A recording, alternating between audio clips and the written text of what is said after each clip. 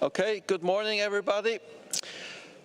So the plan this morning is, as laid out also in the working program, to first look at working group reports. So I will start with working group report, so COM 3, followed by COM 4 and COM 5.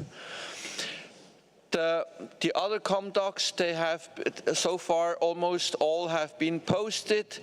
What I said also that we will have a COM doc on the decisions on marine ornamental fishes that will be posted in about 15 minutes. And so as soon as it is posted, I would ask you to look through it so that before lunch I can close also that agenda item. So please look at this COM document on marine ornamental fishes that is going to come up in about 15 minutes. When we have gone through these three COM documents I mentioned, 3, 4 and 5, I will then continue with the agenda with conservation of amphibians and go along the list.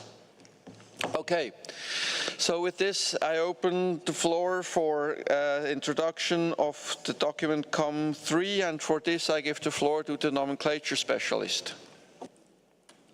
Thank you, Chair. Document COM 3 contains the mandate and the recommendations of the Nomenclature Working Group. The Nomenclature Working Group met in 2 sessions on Tuesday and an afternoon session on Wednesday. As to start off, the membership of the working group is right at the top of the COM document, but we have to add that the chair agreed to add Rwanda to the membership of the working group. Then going into the recommendations, the mandate is as agreed and previously discussed. The recommendations are that the Animals Committee is invited first to urge parties to nominate candidates for the vacant alternate position for the specialist on zoological nomenclature.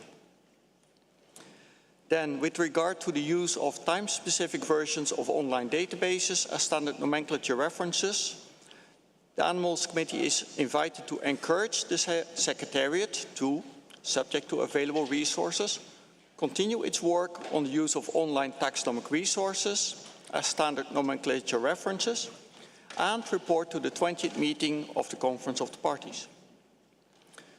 We also invite the Animals Committee to agree to submit for consideration by the 20th meeting of the Conference of the Parties the renewal or revision of several decisions relating to the use of time-specific versions of online databases as standard nomenclature references as follows. We invite a renewal of decision 18.309, and then a minor change to decision 18.310. That should become RevCop 20. It currently is RevCop 19. And then in its subparagraph B, obviously it goes for a decision by the Conference of the Parties at its 21st meeting. The current decision says 20th meeting. Then 18.311 can either be revised at COP20 or it can become a completely new decision to be determined by the expertise of the Secretariat. But that ideally should read something like the Secretariat shall A. seek as a priority, if access is possible, to a time-specific version of the WORMS database for consideration as a standard nomenclature reference for CITES listed coral species and provide it to the Animals Committee. And B, issue a notification to the parties, reminding parties that when they issue permits and certificates for coral specimens, to use the names of coral species as defined in the standard nomenclature references adopted by the Conference of the Parties, as recommended in Resolution Conf 12.3 Rev COP 19 on permits and certificates. And accordingly also decision 18.312 to be revised to COP 20, in which case the Animals Committee shall A. consider the time-specific version of the WORMS database, and so that actually deletes the report of the Secretariat. The Animals Committee shall consider the time-specific version of the worms database and any other taxonomic authorities for use as a standard nomenclature reference and proceed towards recommending for adoption of an updated standard nomenclature reference for cited listless corals as a priority. Then subparagraph B of that decision stays the same, as the subparagraph C again updates itself to the 21st meeting of the Conference of the Parties, whereas currently it says 20th meeting. Then, with regard to nomenclature for birds, we invite the Animals Committee to agree to propose the deletion of decision 19.278 on nomenclature for bird family and order names to the 20th meeting of the Conference of the Parties, and instead, or to replace that deleted decision, we invite the committee to agree to submit the following draft decision relating to nomenclature for birds for consideration by the 20th meeting of the Conference of the Parties.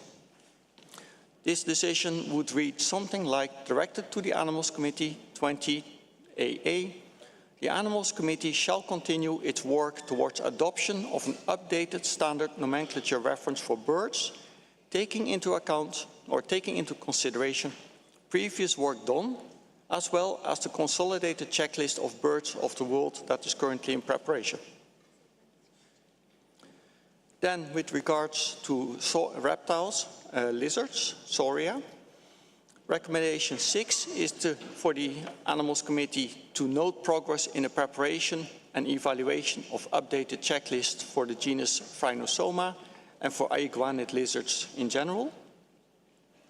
And similarly, with regards to reptiles, turtles, Testudines, recommendation 7 is that the Animals Committee is invited to continue its work towards adoption of an updated standard nomenclature reference for turtles and tortoises.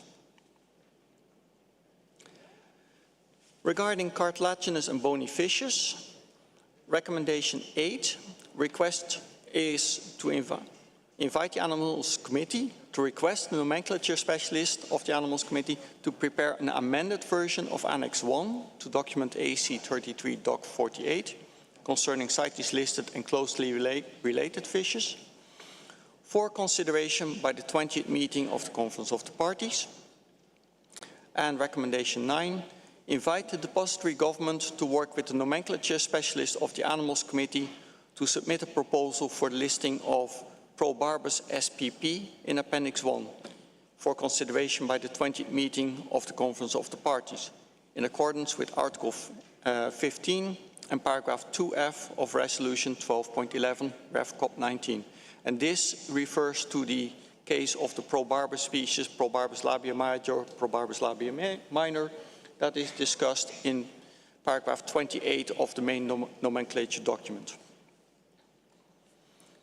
With regard to sea cucumbers, recommendation 10 invites the Animals Committee to request the nomenclature specialist to prepare an amended version of Annex 2 to document AC 33 Doc 28 concerning CITES listed sea cucumbers, also for consideration at COP 20. Then, as regards the numerous proposed suggested updates to nomenclatural standard references that were contained in Annex 3 of the original document AC 33 Doc 48, recommendation 11 invites the Animals Committee to agree to recommend the draft nomenclature updates contained in the Annex 1 to the present COM document for adoption by the Conference of the Parties at its 20th meeting. And to give you an idea, Annex 1 contains 33 cases of updated names that the working group agreed to put forward. And of these 33 cases, only 10 would actually result in either adding or removing a name from the appendices. Correspondingly, recommendation 12 invites the Animals Committee to request UNEP WCMC to include the deferred and rejected names that are contained in Annex 2 to the present document as synonyms in the CITES checklist. The point is that these names are in use in the scientific community, and we want somebody who is looking for that name, how that fits to CITES, to go to the proper valid CITES name when using CITES Species Plus. And then recommendation 13 is that the Animals Committee invite the Secretariat, in consultation with the nomenclature specialist of the Animals Committee, taking into consideration the priority list of taxa agreed at the joint session of the 27th meeting of the Plants Committee and the 33rd meeting of the Animals Committee, in document PC 27/AC33 Sum 2, to prepare draft decisions for consideration by the Conference of the Parties in order to facilitate, subject to external funding, the preparation of checklists. And as explanation to this recommendation, in the Plants Committee it has been standard practice to seek funding to commission the preparation of checklists. This has, to the best of my knowledge, never happened in animals, but given the backlog of checklists needed for animals, we may have to go this way. So we enable that possibility by adopting this draft decision.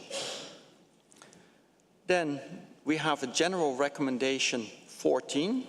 The Animals Committee invite the Secretariat to, in collaboration with UNEP WCMC and the nomenclature specialists, consider possible ways to link previously valid scientific names as synonyms with updated CITES nomenclature, as adopted by the Conference of the Parties, and make recommendations to the Animals and Plants Committees as appropriate.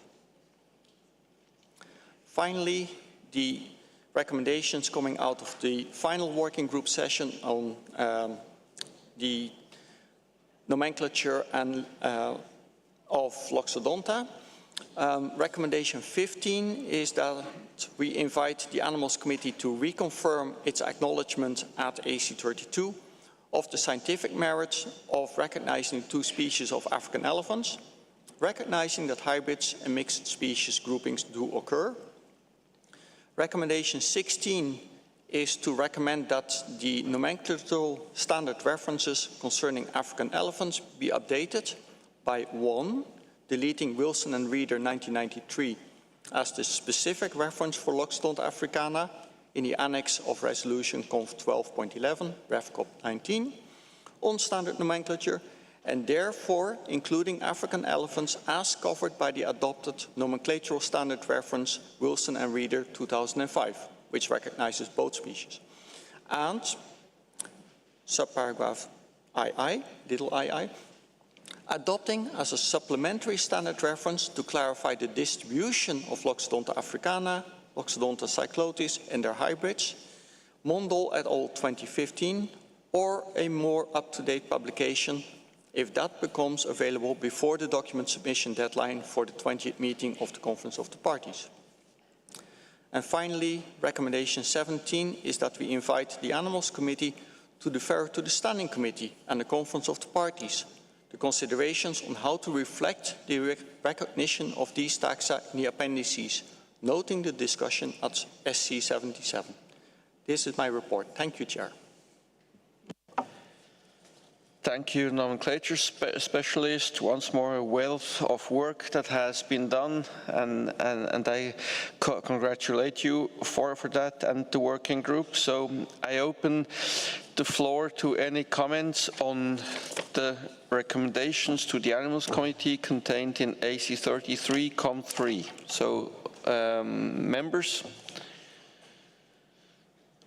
observer parties. I see the United States. You have the floor. Thank you, Chair.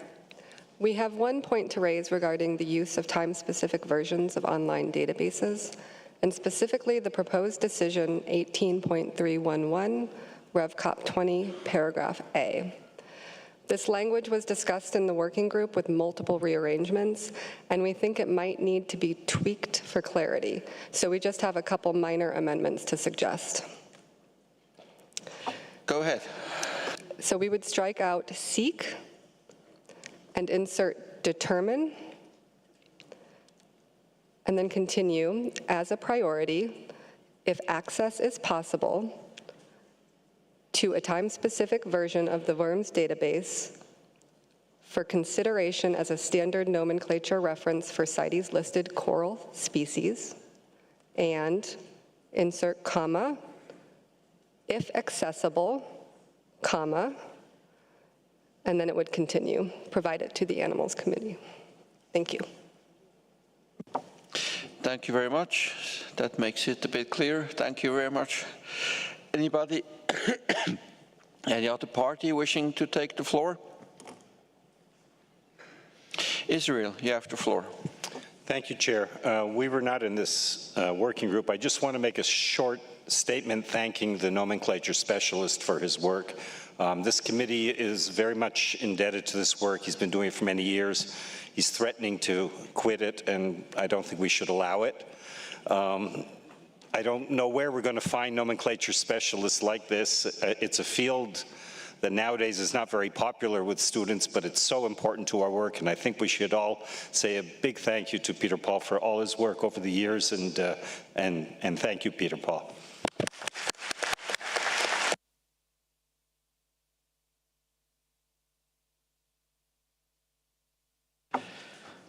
Thank you very much. In regard to this, I do have a question in relation to recommendation 1.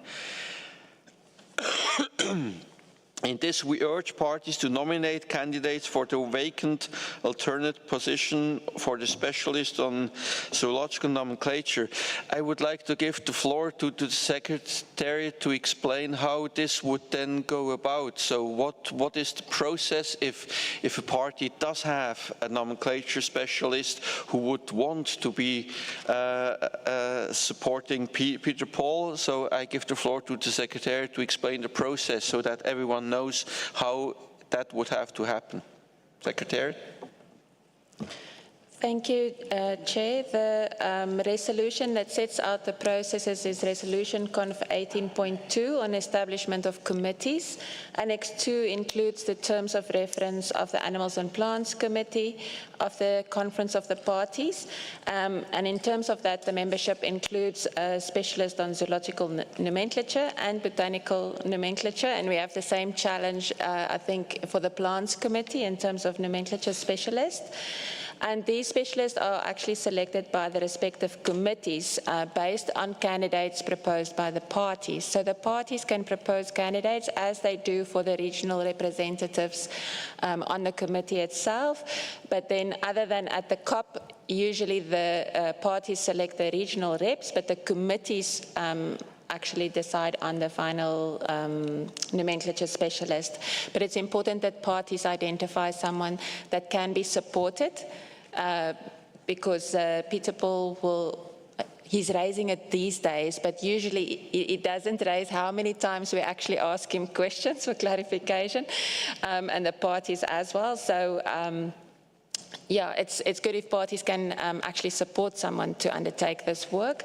And as per the usual process, the Secretariat will issue a notification inviting parties to nominate candidates, and this must be done at least 120 days before the COP. But if there's a possibility to identify potential nomenclature specialists and submit those as the alternate, it will be very good to actually have a period where a person can work with Peter Paul and for the Plants Committee with Ronald Kloppers to ensure that they get familiar with the processes. But the process is set out in Resolution Conf 18.2, and we encourage parties to identify someone, if possible, in advance to the COP to allow for some mentoring and a person learning the intricacies and complexities of CITES. Thank you, Chair. Thank you, Secretariat. I give now the floor to the nomenclature specialist. Thank you, Chair. And I wish to reassure Israel that whereas I was elected or re-elected to this position at COP18, so my term serves until COP20, sorry, no, reconfirmed at COP19, so my current term serves until COP21. You won't be rid of me for another 4 years. I have no intention of quitting prematurely, but as the Secretariat pointed out, we need to start thinking about succession planning for the future. And the sooner we start training more people in nomenclature and CITES and the overlap, the better. So Thank you. Thank you, Peter Paul, and I have given the floor already to HSI. You have the floor. Thank you, Mr. Chair. I would just like to echo the first of all, of course, the comments made by Israel about Peter Paul's work, which has been outstanding. And I'd also say not just the work he does intercessionally, but he did a splendid job, I would say, as chair of the working group, particularly the rather unusual session we had on African elephants, which is certainly the first time the nomenclature working group has had to fill an entire large room. I would emphasize that for a lot, especially with respect to the idea of pursuing assistance, I think many people look upon nomenclature as a very technical, rather dry, and not maybe particularly important issue. It's vital. It's absolutely crucial to the successful operation of this convention that parties know what names they should be using, what names they should be looking for on permits. And the amount of work that crosses Peter Paul's desk, I might remind people who may not remember from the old days, there used to be a separate nomenclature committee equal to the animals and plants committees that dealt with these issues. It was decided to bring that down to a single specialist, but that meant that the work of an entire committee devolved onto one person. And I know Peter Paul has told us that he gets many emails, not just from the Secretariat, but from parties on a daily basis. There is a huge amount of published work that has to be kept up with and examined. The task is much larger and more intricate and more complex and more important than I think many parties think it is. And I think especially when it's not just to me a matter of proposing an assistant or assistants to work on this, it's also a matter of providing support, financial and otherwise, to assist with this, to take some of this burden off, because we are really piling a huge amount of crucial work on one person who, although he is extremely competent and is doing an extremely good job of it, is again only one person, or if you count plants, two. So I would just urge the committee to really place a high priority on maximizing the support for Peter Paul and for the nomenclature issue in general. Thank you, Chair.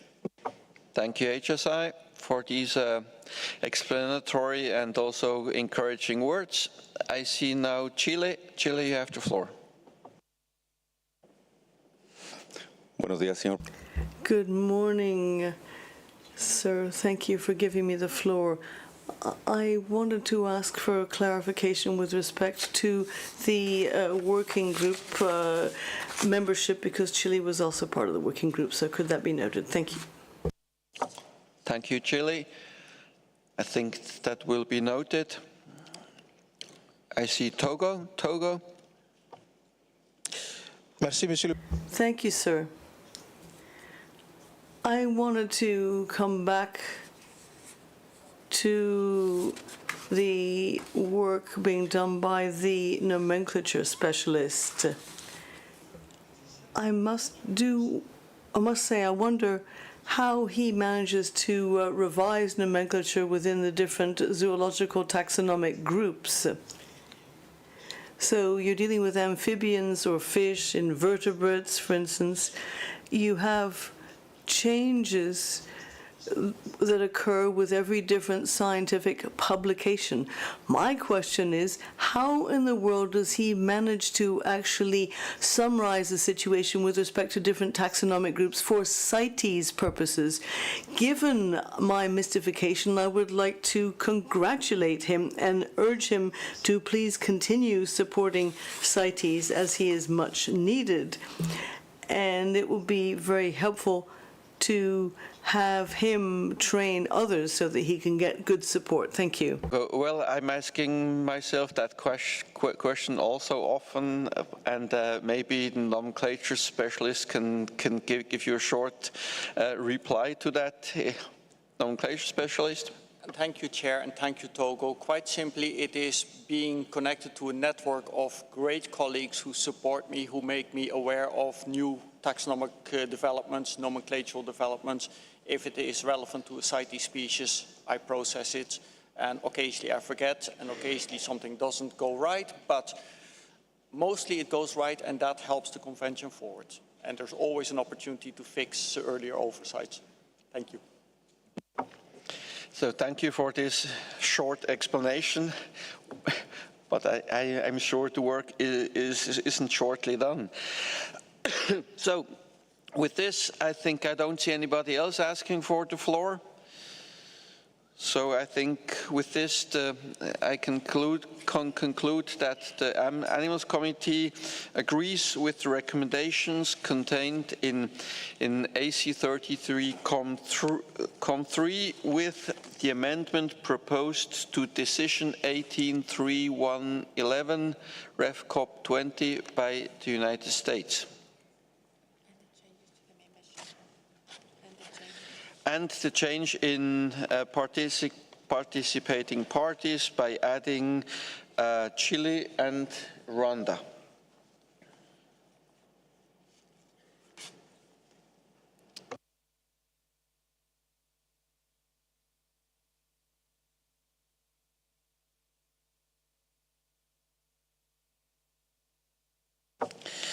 Now we move on to AC 33.4. On seahorses. It's the report of the working group, which has been chaired by the representative of Central and South America and the Caribbean, Daniela Ramadori. You have the floor.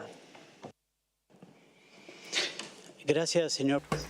Thank you, Chair. The working group on seahorses met and the representatives of the working group, the members, are shown in the document AC 33.4. The mandate was as follows: to consider the recommendations in paragraphs 7 to 11 and make our own recommendations or draft decisions as appropriate, and to report the recommendations to the committee.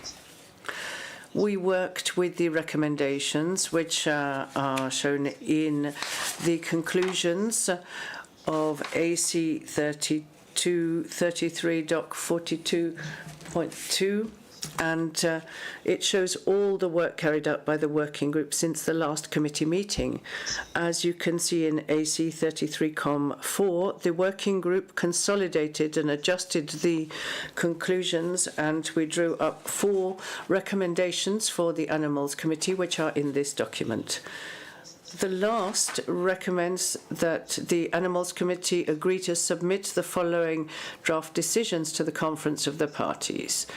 First, directed to the Secretariat, where we request that, subject to external funding, the Secretariat shall create and publicize a web page on seahorses on the CITES website as a repository for a wide range of materials to support CITES implementation on seahorses, including monitoring plans in support of adaptive management and any guidance that has been developed by parties and relevant stakeholders. And another draft decision where parties and relevant stakeholders, so parties, intergovernmental organizations, non-governmental organizations, academic sector, industry, and other stakeholders are invited to provide any relevant information to support CITES with its implementation for seahorses, to be included by the Secretariat on the CITES Seahorse web page as appropriate. So that is everything I need to say. I'd like to thank all the members of the working group and the Secretariat for all the support that has been given to us. Thank you. Thank you, representative of Central and South America and the Caribbean. Daniel, thank you very much for guiding the working group to these conclusions. I open the floor for any comments on the recommendations as contained in that document. Members, observer parties, United States, you have the floor. Thank you, Chair. We have a point to raise regarding proposed decision 20BB. We support this decision, but note that such information may not necessarily have been reviewed by the parties, and we appreciate the language as appropriate that has been added to 20BB. We would also recommend that the website referred to in proposed decision 20AA contain a similar disclaimer or language that the posted material has not been reviewed by CITES and should not be considered CITES guidance or endorsed by CITES. In addition, we would like to propose another decision directed to the parties that would read, parties are encouraged to implement the recommendations contained in paragraphs 1 and 2 of AC 33 COM 4, in particular, that in paragraph F, which invites parties to develop monitoring programs, such as fisheries monitoring programs for fisheries that catch seahorses,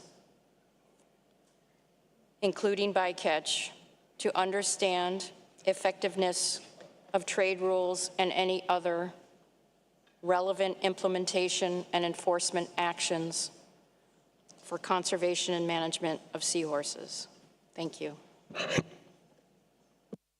Thank you, US. Can you please repeat that addition once more so that everyone has had a chance to hear it?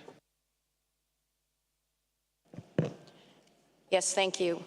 It would read, parties are encouraged to implement the recommendations contained in paragraphs 1 and 2 of AC 33 COM 4, in particular, that in paragraph F, which invites parties to develop monitoring programs, such as fisheries monitoring programs, for fisheries that catch seahorses, including bycatch,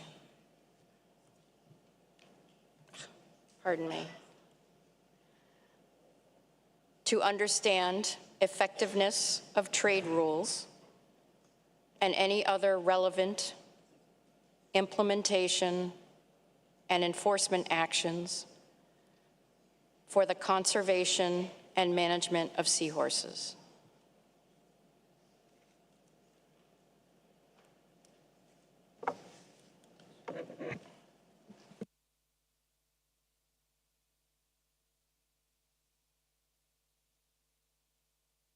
Okay, so I think we have heard that. Thank you very much. I give now the floor to Mexico. Mexico, you have the floor. Gracias, señor presidente. Thank you, Chair. We do not have any amendments to the document, but maybe the chair of the working group could clarify something. One of the recommendations in D to agree to refer to the standing committee, the proposed update, so that dried seahorses are reported in weight. They're normally reported in pieces, that is to say individuals. So I'd like to know if we can continue reporting in pieces, because we can't recall if it was discussed at the working group, the need to have a conversion factor. Without the conversion factors, it's difficult to translate between what is being exported in terms of weight or by individual. So maybe the chair of the working group could give us some clarification and let us know if that was discussed or not. Thank you. Central, South America and the Caribbean, you have the floor to respond. Gracias, señor presidente. Thank you, Chair. No, we did not discuss conversion factors at the working group, having a conversion between individuals and weight. What we recommended there was that live individuals be declared in numbers and that dried seahorses be declared in kilos. Given the large volumes, it would generally be more suitable to express that in kilos. But a discussion was not held on a conversion factor. Thank you. Thank you for that explanation. I now give the floor to Australia. Thank you, Chair. Australia doesn't have any concerns with the recommendations, but we just wanted to indicate that we were unable to attend the working group, and so we should be removed from the membership. Thank you. Thank you for that clarification. And now open the floor to observer organizations. IUCN, you have the floor. Thank you, Chair. The IUCN would like to support the proposed new decision by the United States, which would help to formalize the important recommendations coming from the Working Group on Seahorses. Implementing CITES for the vast trade in dried seahorses, which are primarily landed in non-selective fisheries, and traded illegally, is complex, and many parties are making great efforts to find solutions, but challenges remain. Within this trade, we consider recommendations to improve monitoring should be prioritized. And this is because monitoring across the supply chain is essential, providing information on ecology and pressures on which to base non-detriment findings, develop management plans, and assess how implementation measures are benefiting wild populations. Thank you. Thank you, IUCN.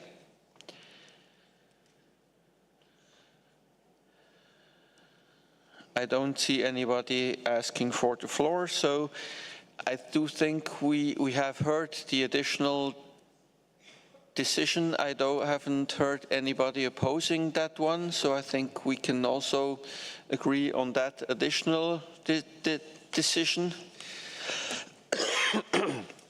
So with this, I would conclude that the Animals Committee agrees on the recommendations in AC 33.4 with the addition of a third decision as proposed by the United States, and with the change in membership to strike out Australia as a member of that working group.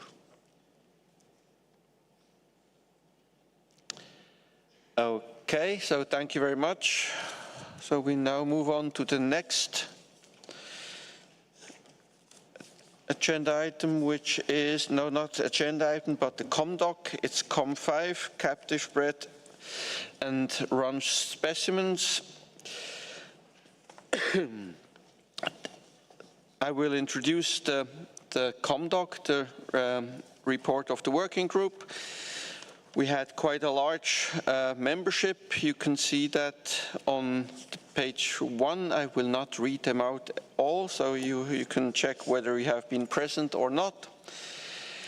So our mandate was first to look at a case contained in document 15.1 on the Varanus exanthematicus and Ghana, and then on all the items contained in document 15.2 to review the responses and to see whether these responses allow the removal from the process, or if not, what we need to hear more. You find the recommendations on all these cases.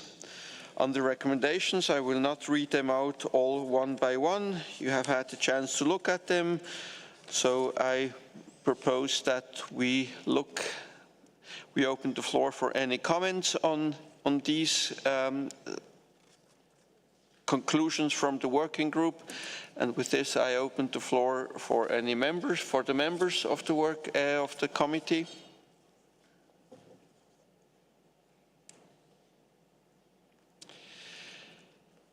I don't see any member asking for the floor, so observer parties. United States, you have the floor. Thank you, Chair. With regard to the working group's report, we would note that the language should be standardized, and where species-country combinations have been removed from the review, the report should consistently indicate removed rather than released. Additionally, with regard to Testudo horsfeldii from Uzbekistan, our recollection is that the working group also requested information on initial stock, subsequent introductions, and annual production. Additionally, what is currently the third bullet in the COM document under this species-country combination which currently reads, provide more information on cases where wild specimens have been exported as captive bred, should be something more along the lines of what measures Uzbekistan is taking to ensure that wild specimens cannot be laundered through captive facilities and exported as specimens reported as produced in captivity. Thank you, Chair. Can you please repeat these two, so that the ones that you think are missing and the wording of that existing line, please? Sure, happy to do so. So our recollection was that the working group also requested information on the initial stock, subsequent introductions, and annual production for this species country combination. And then what is currently the third bullet under this species country combination, which presently reads, provide more information on cases where wild specimens have been exported as captive bred. We think it should be amended to something along the lines of what measures Uzbekistan is taking to ensure that wild specimens cannot be laundered through captive facilities and exported as specimens reported as produced in captivity. Thank you, Chair. Thank you, United States. We'd also be happy to provide, in follow-up to the discussion in the working group, additional information on the U.S. facility breeding Batagur borneoensis, if you would like. Thank you, United States. I see Mexico has asked for the floor. Sí, gracias, señor presidente. Thank you, Chair. Just a minor correction of the Spanish version on page 4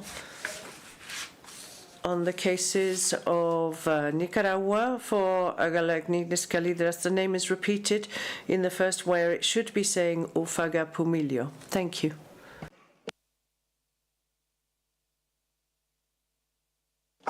Thank you for that correction.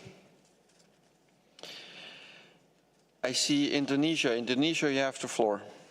Thank you, Mr. Chair. Shortly, we have a similar view with the U.S. on consistency between the use of release and remove. We note that this is in page, we believe use remove, so we propose a release to be changed to remove for Morocco, Undulata, and Kenya, Bohme in page 3 for colleagues' consideration. Thank you. Thank you, Indonesia. I think we will certainly do that so that we have consistency in the wording of our decisions. We will do that. Thank you. I see no more parties asking for the floor, so I open for observer organizations.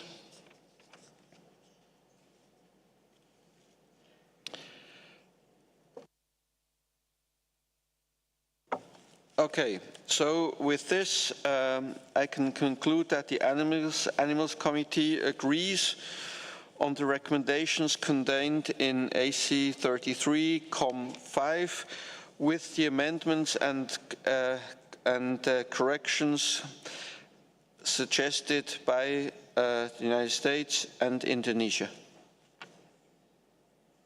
and the correction indicated by Mexico in the Spanish version.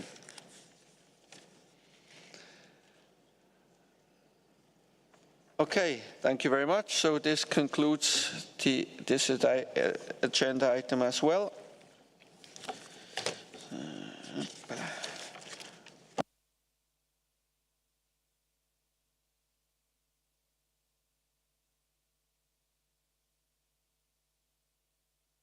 And just to make sure, the ComDoc AC 33 Com 8 on marine ornamental fish is now available. You can have a look at it, and I will come back to that before lunch.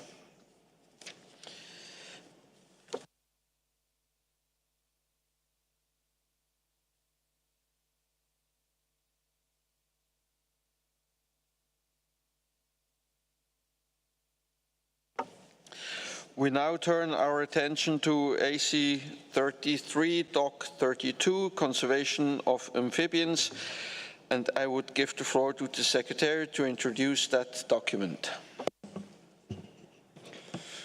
Thank you, Chair. Document AC 33, Doc 32 was produced by the Secretariat and updates the Animals Committee on the implementation of Decision 19.197 on conservation of amphibians. The Secretariat would like to thank the European Union and Switzerland for their generous contributions, which enabled the Secretariat to make progress on the implementation of the decision, including the production of a background study and 2 online technical workshops held in November and December of 2023. The background study undertaken by IUCN in collaboration with the Secretariat is available at the link to the workshop webpage provided in the document. A report on the results of the workshop is available as information document AC33 Inf 6. The workshop concluded that parts 1, 5 and 6 of paragraph A of decision 19.197 have been implemented. However, Part 2 of that paragraph, A of decision 19.197, was considered incomplete due to a limited response to notification to the parties number 2023/101 of 18 August 2023, where it related to national legislation relevant to the trade in amphibians. The workshop therefore recommended that the Animals Committee invite the Secretariat to reach out to range states of priority non-CITES listed amphibian species to obtain additional information on national legislation protecting those species, including legislation covering the protection of amphibian habitats. The workshop further concluded that parts 3 and 4 of decision 19.197, paragraph A, have not been implemented and may need to be renewed at the 20th meeting of the Conference of the Parties. In relation to these elements, the workshop noted that there is limited available information on current levels of trade and on harvesting levels of non-CITES listed amphibian species subject to high volumes of international trade. The document further discusses issues highlighted in the background study and addressed during the workshop. The inconsistent use of trade terms to describe products in trade, especially in the high-volume trade for food and in trade in scientific specimens, creates much uncertainty about what is actually in trade and the potential impact on wild amphibian populations. Workshop participants recommended that the Animals Committee may wish to consider whether changes to the guidance on annual reports and annual illegal trade reports are required in response to these challenges, or if there may instead be a need to raise awareness among parties and customs officers about the availability of the existing guidance. To conclude, the Animals Committee is invited to consider the key outcomes of the online workshop and agree the recommendations contained in paragraph 29 of the document, as amended by the Secretariat in paragraph 32, to propose the draft decisions contained in paragraph 33 to the 20th meeting of the Conference of the Parties, and to agree that decisions 19.197 and 19.198 can be proposed for deletion at COP20. Thank you, Chair. Thank you, Secretary. I open the floor for comments from the members. You have the floor.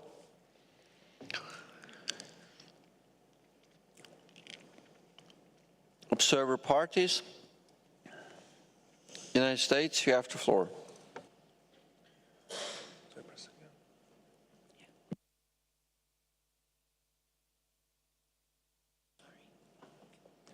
Thank you, Chair.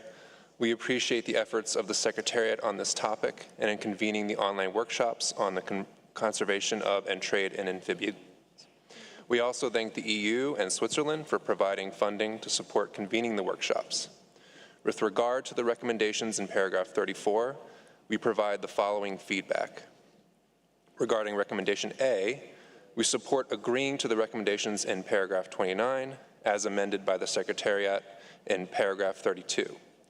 With regard to recommendation B on specimen descriptions and units, we believe that the current guidelines for the preparation and submission of CITES annual reports are adequate and suggest that parties and enforcement authorities be reminded of the guidelines and encouraged to raise any challenges or concerns to the attention of the Secretariat and the Standing Committee as appropriate.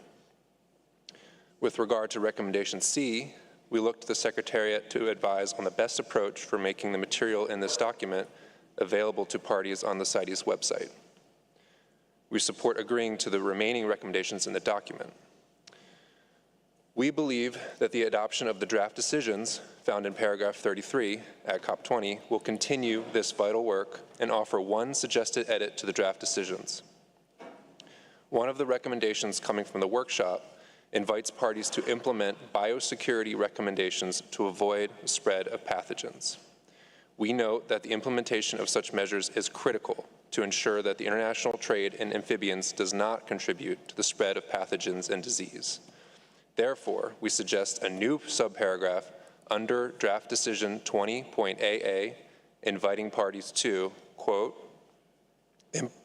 implement biosecurity protocols, comma, including those identified in document AC33, Doc 32, comma, paragraph 29B, end quote.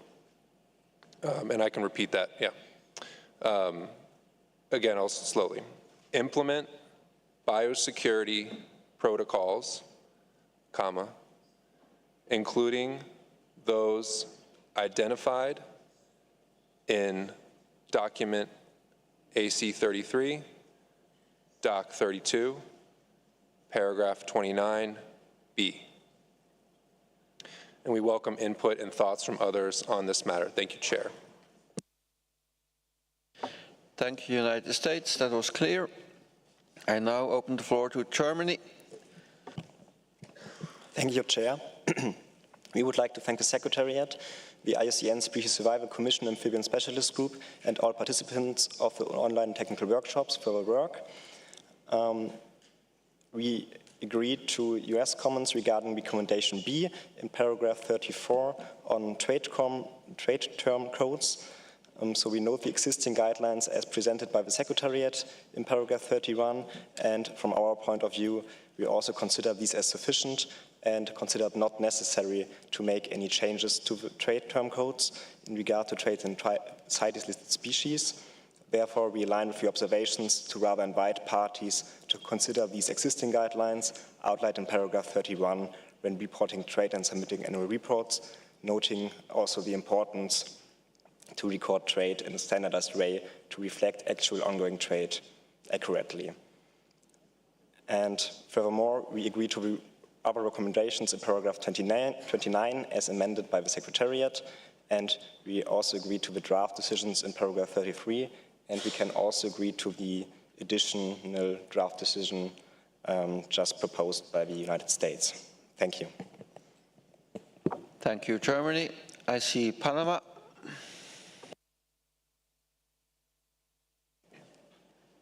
Gracias, señor.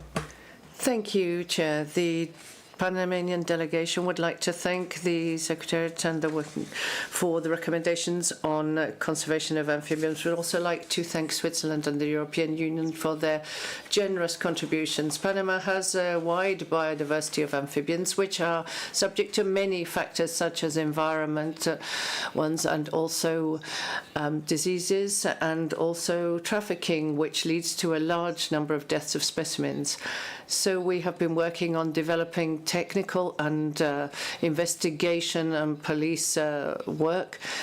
And it's so easy for new methods to come about. So we would like to stress that the subject should not be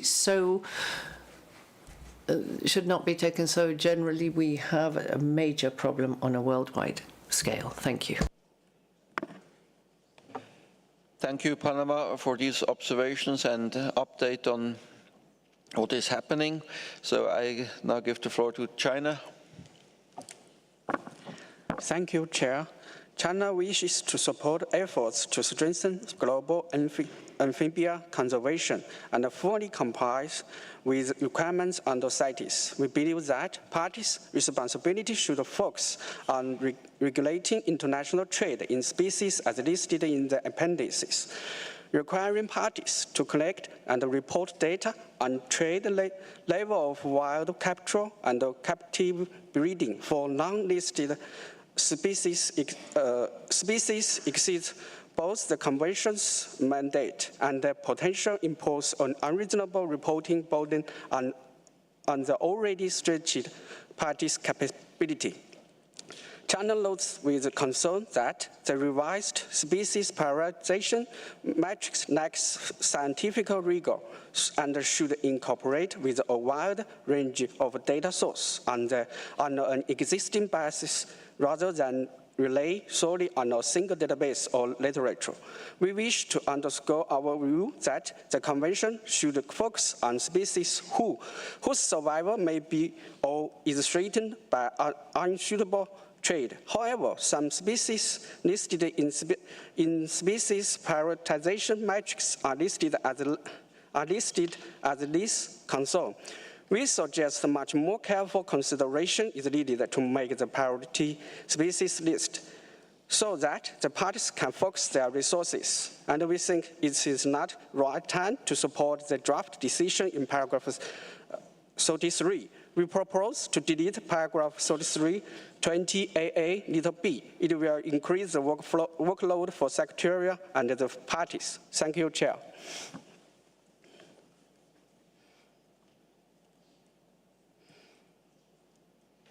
Thank you, China. I see Central South America and the Caribbean.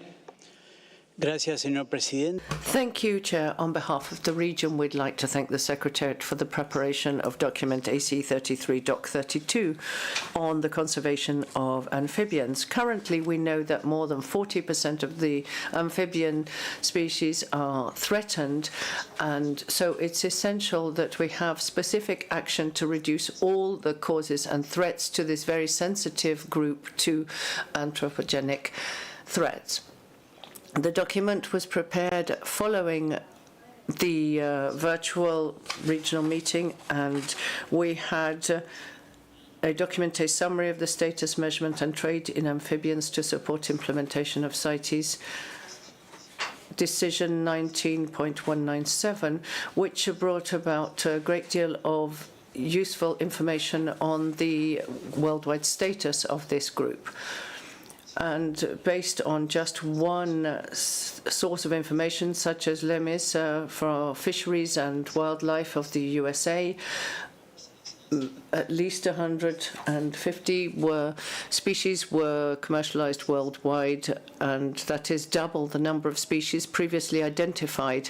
This really gives us a warning signal on the threats to this group, with so many specificities and differences in the ecology of the species in accordance with their range at the time of decision making. Another concerning subject was the risk of diseases with animals in trade.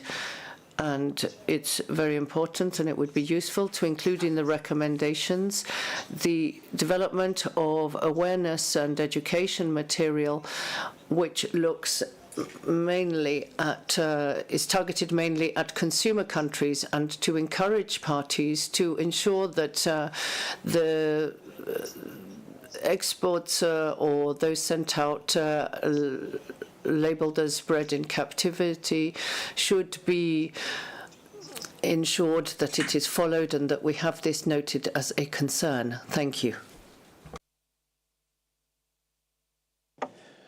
Thank you, Central South America and the Caribbean. I now have Thailand. Thailand, you have the floor.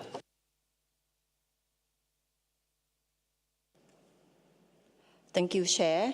So Thailand would like to support the comment made by China regarding the prioritization of the concerned amphibian into the cited listed species.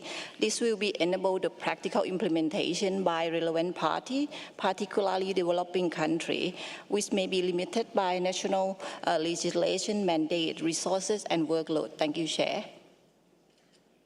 Thank you, Thailand, and I have Asia. Thank you, Mr. Chairman. One of the most important things related to the amphibian world as conservation of point of view is the invasiveness nature of the amphibians. I didn't see in the workshop report or in the document anything about the invasiveness of the amphibians and the negative effects that any introduction could provide for the natural and native species of the amphibians all around the world, especially that we have many experiences and about this regard. So it's better that in somewhere in the document to recommend the parties to prevent from intentional or unintentional introduction of the amphibians to the nature. And also we support China's recommendation. Thank you. Thank you, Asia. I see South Africa. Thank you, Chair. South Africa would like to thank the Secretariat for preparing the report. South Africa notes with a little bit of concern with the list of the non-CITES listed species on the priority list, and we are concerned about the amount of work that will create, especially for developing countries. We are inundated with workload from our CITES, just managing CITES issues itself, and adding a long list of non-CITES listed species. We might not even have the legal requirements to provide such information. So we urge that the non-CITES listed species not be included in the priority list. Thank you, Chair.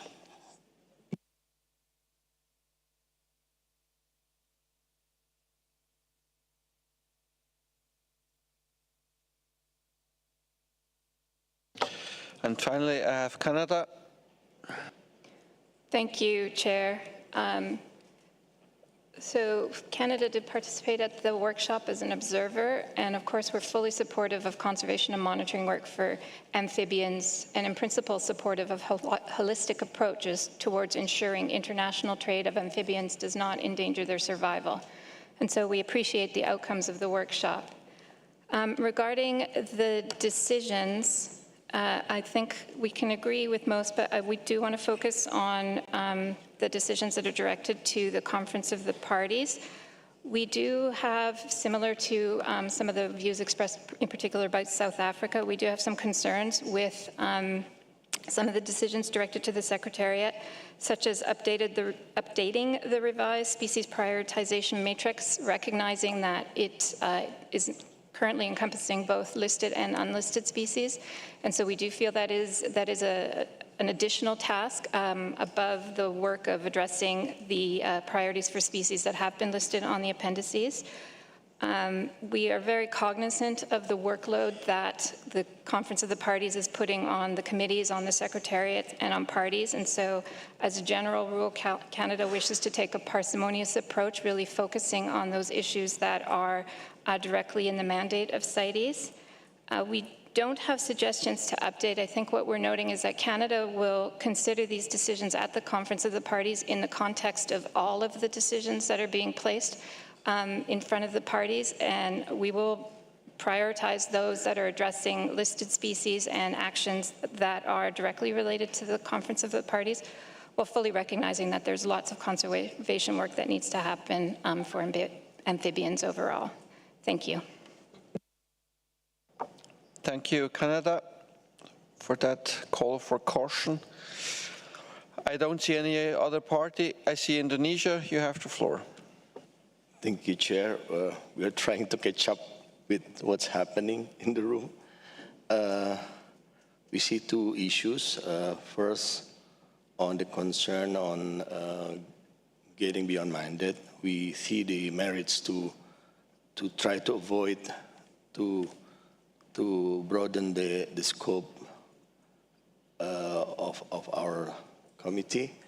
Perhaps we could discuss this in the CUP. So later on, so we sort of support the intervention made by many, I believe, starting from China, and I believe ended with Canada, regarding paragraph 333, 20AA, subparagraph B. And another issue, Mr. Chair, colleagues, on the proposal to include the elements of 29BE on biosecurity To be honest with you, we think this is a bit technical for us to discuss it during this short deliberation. So we cannot, we don't know how to answer that, to be honest. So we support perhaps this could be discussed in the COP in a more detailed way. So maybe not include this paragraph 29B during this session. Thank you, Mr. Chair and colleagues.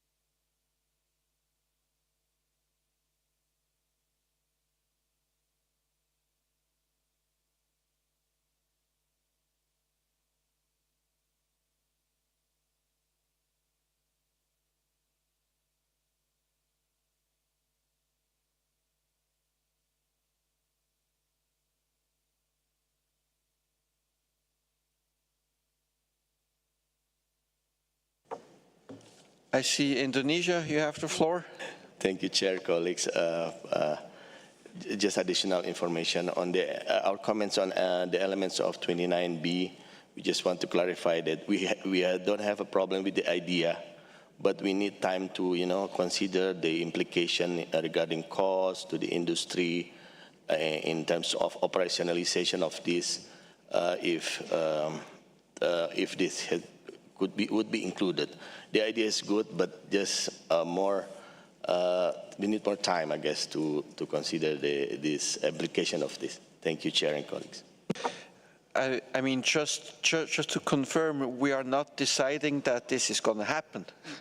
So what we are deciding here is what do we put forward to the COP, and the COP will then decide whether that decision in that form is going to be acceptable, or so you will have time to really consider the implications, and you will have the possibility to intervene at the COP on this matter and see if that fits. So, and if we don't put it in, you may not have the time to really consider it, and if it comes up at the COP again, then we are at the same place. So I see Europe. National conservation efforts for amphibians should not be restricted to CITES listed species, but also not all conservation efforts have to be done within CITES. With the aim to focus and not to reduce the conservation efforts, I agree to follow the recommendations made by Canada. Okay, before we continue the discussion, I would like to propose what I have understood is the concern, and I would propose a way forward. And in saying, I think in relation to these decisions, if we strike 20 AAB, which reads provide information to the Secretariat on what is being done by the parties, that would mean that in decision 20BB, letter A would probably fall, because there would not be any information coming on that matter to the Secretariat, so we would need to strike also the A.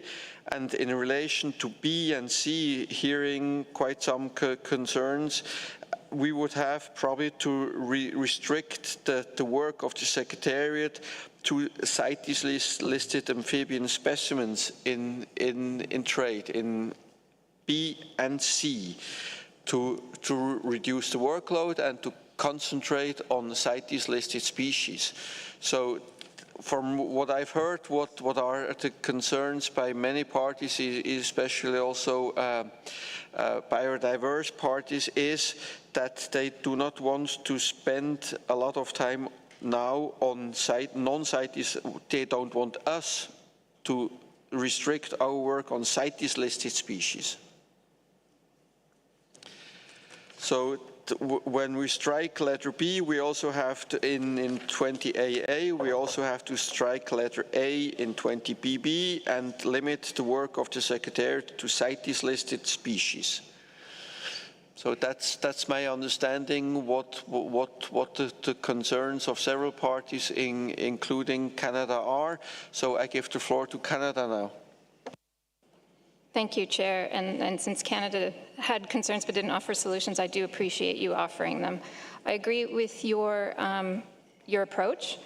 I do actually, I do think that the workload in 20.BBC, which is to identify existing identification materials, Canada would be happy to keep it as existing materials for amphibians, as that is useful for our customs agents, and so it is a direct implication in our view to the work. But otherwise, I do agree with your approach. Thank you, Chair. Thank you, Canada. I see you, United States. Thank you, Chair. The United States would be disappointed in this outcome, although we can support what the Chair suggests. We think we are a scientific technical committee, and our preference is to report on what we think are the best recommendations for the conservation of amphibians, and to report it to the parties. And between now and the COP, parties will have time to think about these decisions and what they mean in terms of implementation, recognizing that it would involve resources and work. However, we think as a scientific committee, we would be more comfortable passing on the suite of recommendations and decisions and let the parties decide at the COP. Thank you. Thank you, US. I see China. Yes, thank you, Chair.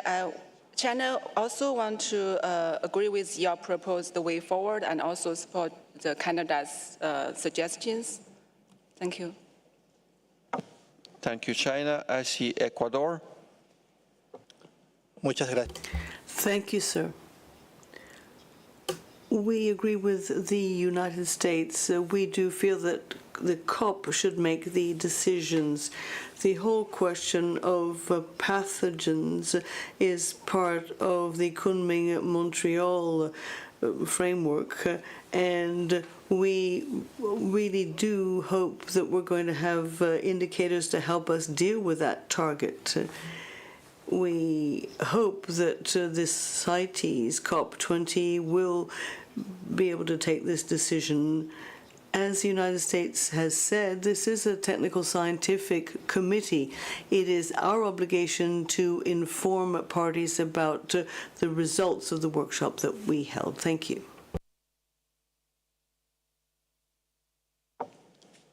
Thank you. I don't think we will not report to the COP the results of the workshop. That's not the intention. Absolutely not. That will happen. So now I see Togo. Thank you, sir.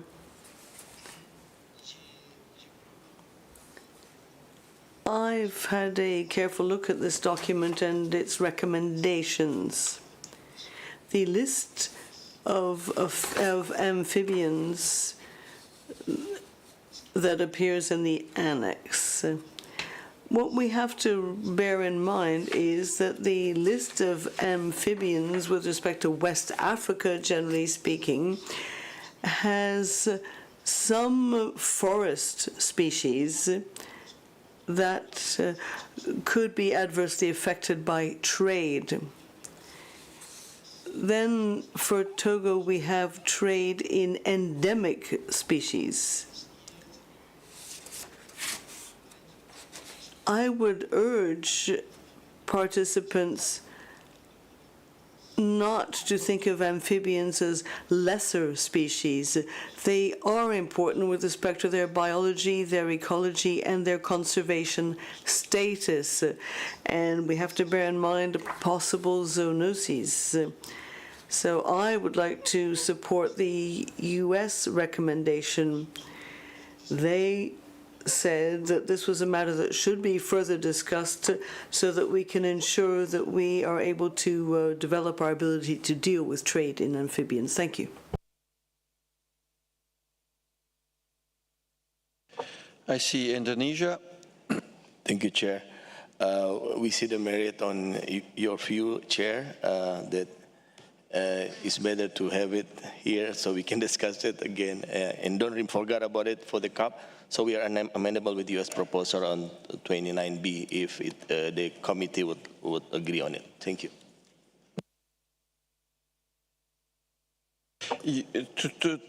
You mean the addition of an additional matter for parties to consider to implementing biosecurity protocols that was contained in 20AA letter A as an additional line. So are you talking about that one? Okay, good. I see Portugal. Thank you, Chair. We align ourselves with the position expressed by the US, and despite the possible workload that can come from the recommendations here expressed, we are aware that the more knowledge we have about species, either listed or not listed, the better we can protect them. And regarding the possibility of new listings, having this type of information will help us all in the analysis of those proposals.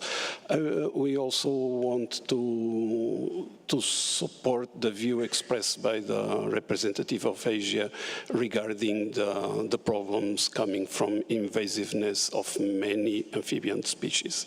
Thank you, Chair. I see Germany. Germany, you have the floor. We also support the last intervention by the United States of America. Thank you. Mexico. Thank you, sir. We agree with Canada. We are a scientific committee, but we are an advisory committee too. And we are here to give some advice to the COP as to how to prioritize our work with the CITES, and we have to bear in mind that we have scarce resources to deal with. So we would agree with Canada on this. Thank you. I see Costa Rica.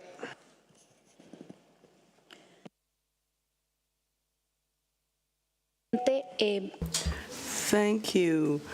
As a scientific committee, we need to make scientific recommendations. We are here as scientific advisors, biologists, or people with other sorts of expertise. That is why we would agree with Ecuador and the United States. We need to ensure that this is taken up by the COP. Now, with respect to CITES or not CITES species, you have to bear in mind that there are breeders where there is a risk of infections, and they don't draw any distinction between CITES or non-species. They are dealing with closed spaces with different taxonomic groups. We would also like to say that we understand the concern that there are amphibians or reptiles that are imported that are potentially invasive species. So that has to be borne in mind too. Thank you. Thank you. I don't think anybody is in disagreement that we are sending this work of that workshop to the COP. Nobody is against that. What we have to decide is whether we do involve the Secretariat in doing work on non-CITES listed species by keeping the letter B in 20AA. That's what we have to decide. There is nobody against sending all of the work of that workshop to the COP, to work to show what we as scientists have found out and what our views are. The question is really, do we want to send a decision or decisions to the COP that asks the Secretariat to do quite some work on the non-CITES listed amphibian species? That's the question we have to answer.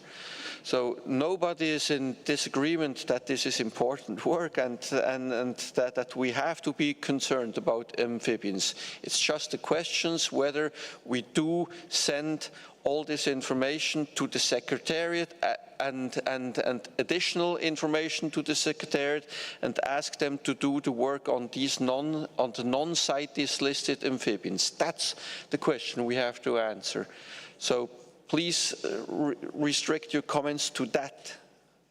Okay? So I hope I have made myself clear what we have to decide. I see South Africa. Thank you, Chair. Just to confirm that we align ourselves with the comments made by Canada and Mexico, we would like their comments to be strictly restricted to CITES listed species. Thank you. Thank you. I see the United States. Thank you, Chair. In the essence of time and having heard South Africa and you, I think we have a further change we could suggest that might get us to where we want to be. And I hope I get this right. So basically what we would like to do is focus 20BB on CITES listed species, and we think we can add to 20AA line A and 20BB A and strike 20AA little b and add as appropriate, noting that all of this is just an invitation. But I think that would be a compromise. And sorry I don't have it all nicely spelt out. No worries, but can you please repeat, because I think I have had to jump between decisions. So in 20AA, letter B, you would want to add as appropriate, or what? Yes.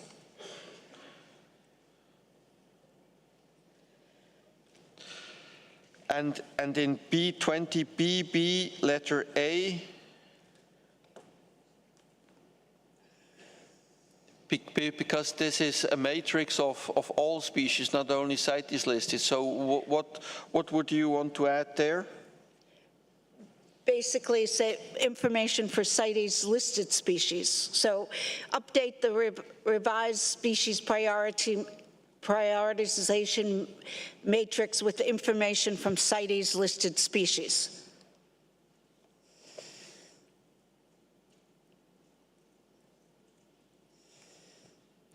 Because the CITES listed species are impacted, as we heard, by some of the biosafety concerns. And so we would still like that work to go forward for those species. Thank you. Okay, so you would propose to limit 20BB to CITES listed species. So letter A, B, C, letter A and B, because C, I think, makes sense to have identification material on all amphibians. And in 20AA, letter B, you would want to add as appropriate. Right, and don't strike 20BB little b.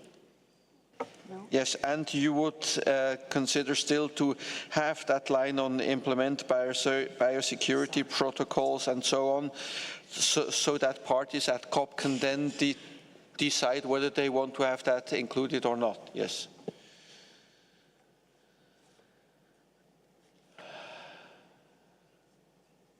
Okay, I see nobody asking for the floor. I think we would have compromise here so that the work of the CITES Secretariat will be limited to CITES listed species, but parties, of course, they are asked to look at also within their national mandate also on non-CITES listed amphibians according to their legislation that they already do have in place or don't have in place. I see Central South America and the Caribbean. Thank you, Chair. Just wanted to get a clarification as to whether 20AA letter A, if the same amendment that is being done to 20BB letter A would apply to that previous one as well, 20AA letter A, which speaks about the revised species prioritization matrix. At the moment, I don't think so. That has not been proposed, so the letter A, 20AA, letter A, concerns all the species in this prioritization matrix. So it's not only restricted to CITES listed species, it's all amphibian species.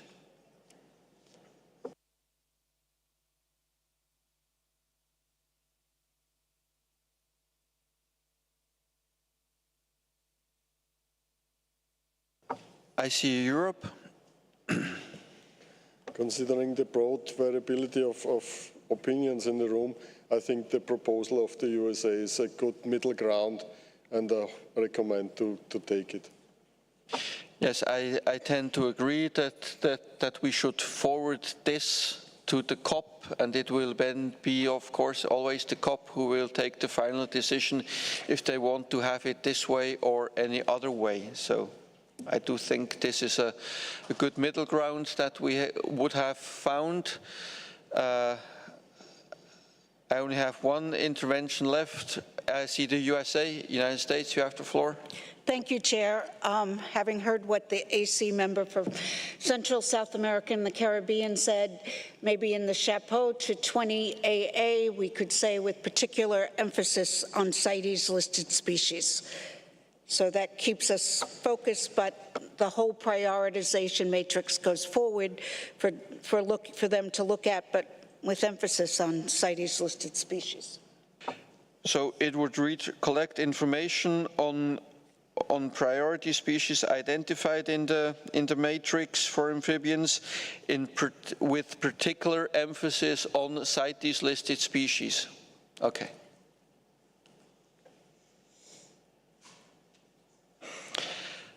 Okay, so I only have DGHT left, so if you can be brief, thank you. Thank you, Mr. Chair. With your indulgence, it's not so brief, but just let me make some general remarks on that wonderful document. I first would like to refer to the issue of biosecurity measures, informing that we have submitted a document on recommendations for the import of live amphibians into the EU with special consideration of veterinary and epidemiological aspects compiled by several expert organizations.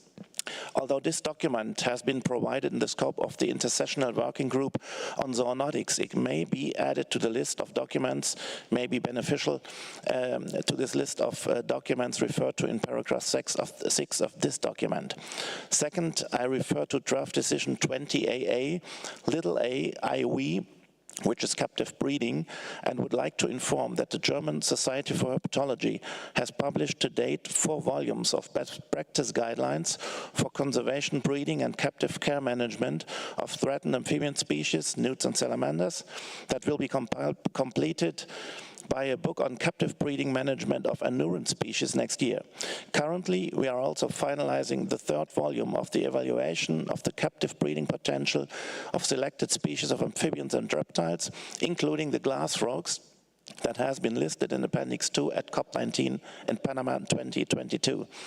We will be pleased to provide these materials to CITES parties and to the Secretariat to support their work, especially considering the information gap on that special issue for the revised list of priority species referred to in paragraph 16 of this document.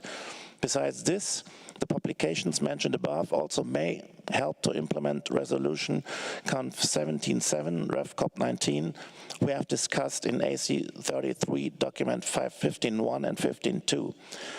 And Mr. Chair, as I don't know whether I will have the opportunity to take the floor again, please allow me one personal addition. On behalf of the German Society for Herpetology, I would like to express our deepest gratitude for the outstanding work you have accomplished during your 3 terms as a chair of the Animals Committee.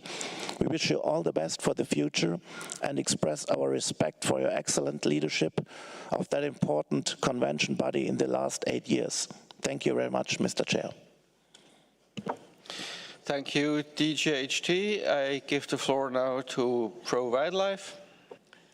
Thank you, Mr. Chair. This intervention is on behalf of Pro Wildlife, ADM Capital Foundation, Animal Welfare Institute, Born Free Foundation, Center for Biological Diversity, Defenders of Wildlife, FFW, HSI, SSN, and WCS. We support the suite of draft decisions and recommendations and believe it is important for the Animals Committee and CITES generally to also look at trade in non-CITES species as is being done for many other taxa. Amphibians have the largest percentage of threatened species among all vertebrates, and we note that some frog taxa are affected by very high volumes of exploitation for commercial trade. For example, the trade in frogs' legs into the European Union alone is estimated to involve 81 to 200 million frogs per year, of which the vast majority is still caught in the wild. We would therefore encourage parties to focus on listing species that are or may be threatened by trade and to add a recommendation to paragraph 29D, inviting parties to consider Appendix 2 listing proposals for species that meet the criteria set out in Resolution Conf 924. We would also like to stress the importance of demand reduction measures and on developing outreach materials and capacity building to reduce the demand for amphibians. Last but not least, we agree with the interventions by the LAC region, the US and several others, and note the serious risk to native amphibians from the import of live amphibians, and particularly appreciate and urge to retain the recommendation in paragraph 29B, which invites parties to implement biosecurity recommendations to avoid the spread of pathogens. Thank you.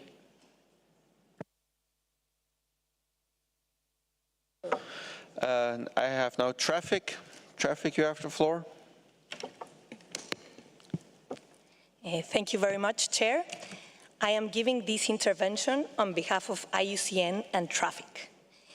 We thank the Secretariat for the preparation of this document and IUCN SSC for the background study document and the preparation of the interdisciplinary workshop.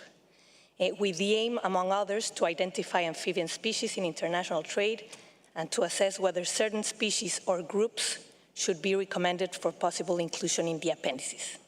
In this context, as well as in relation to songbirds and marine ornamental fish, where species have also been identified for possible inclusion in the appendices, as discussed yesterday, and bearing in mind the considerable work required to implement CITES regulations for listed species, we encourage parties to carefully consider the criteria for the amendment of the appendices in Resolution Conf 924 Rev COP 17 when developing any listing proposals to ensure that species listed in the appendices are those for which there is clear evidence of a threat from international trade. We are pleased to inform that Traffic and IUCN intend to present the technical analysis of the proposals to amend the CITES appendices of COP20 in order to provide parties with unbiased and relevant information to support their decisions on whether the species subject to the proposals meet the criteria for amendment of the appendices. We are grateful to parties and others for their kind support in developing this analysis, which we have been doing for over 20 years. Thank you very much, Chair. Thanks for everything. Thank you, Traffic. And last speaker, IWMC, then I will try to wrap up. Merci. Thank you, Chair. Thank you very much for giving me the floor so that I may express satisfaction with having been able to participate and see this debate and to express our support for the statements we have heard. The Conference of the Parties, the only CITES body which can take these decisions, can take into account this issue to avoid that the resources available are dispersed beyond the real and main objectives of the Convention, and that it should be able to focus on species that are listed in the CITES appendices. There are, of course, serious problems for species that are not CITES listed, but they are different problems. Thank you. Thank you, IWMC. Now give me a couple of minutes to wrap this all up.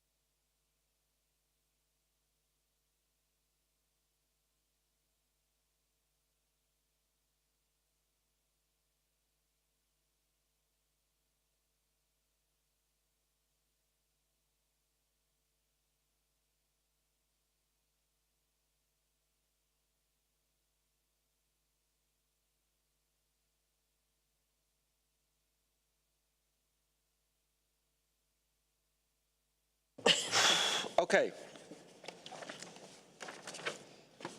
I think to be clear, before I go to the recommendations, I would like to repeat what we have decided in relation to the decisions to be forwarded to COP.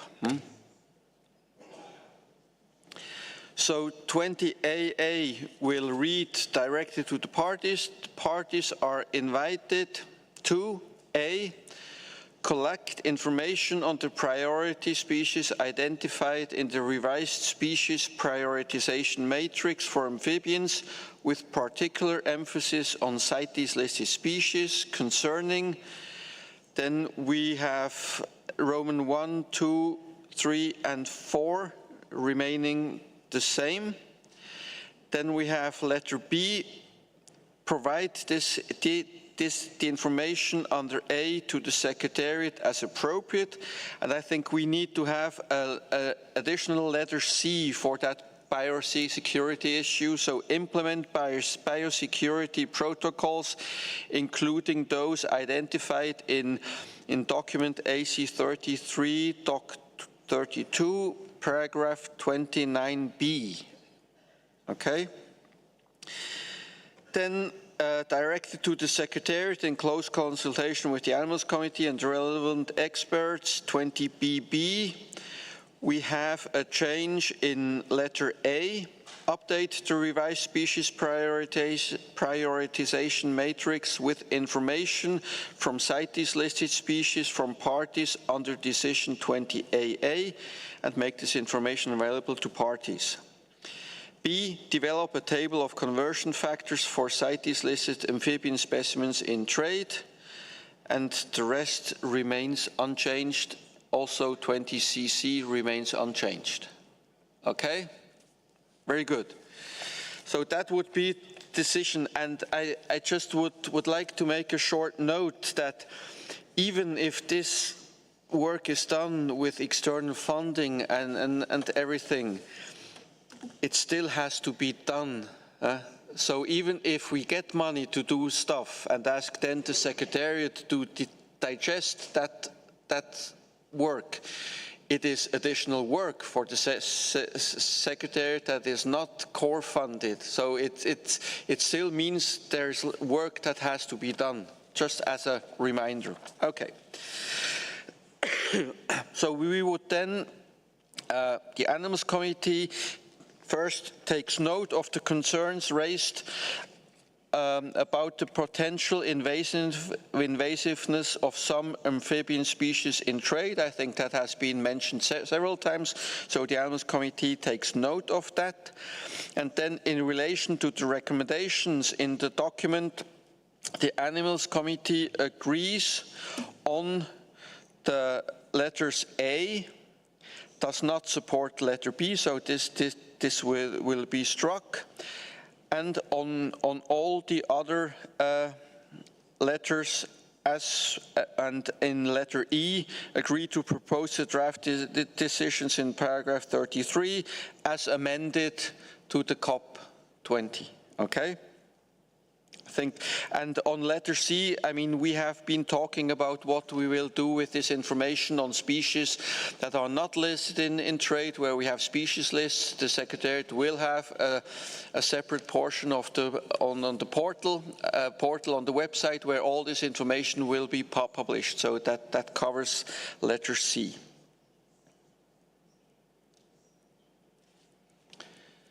That's the conclusion of this body, so of the Animals Committee.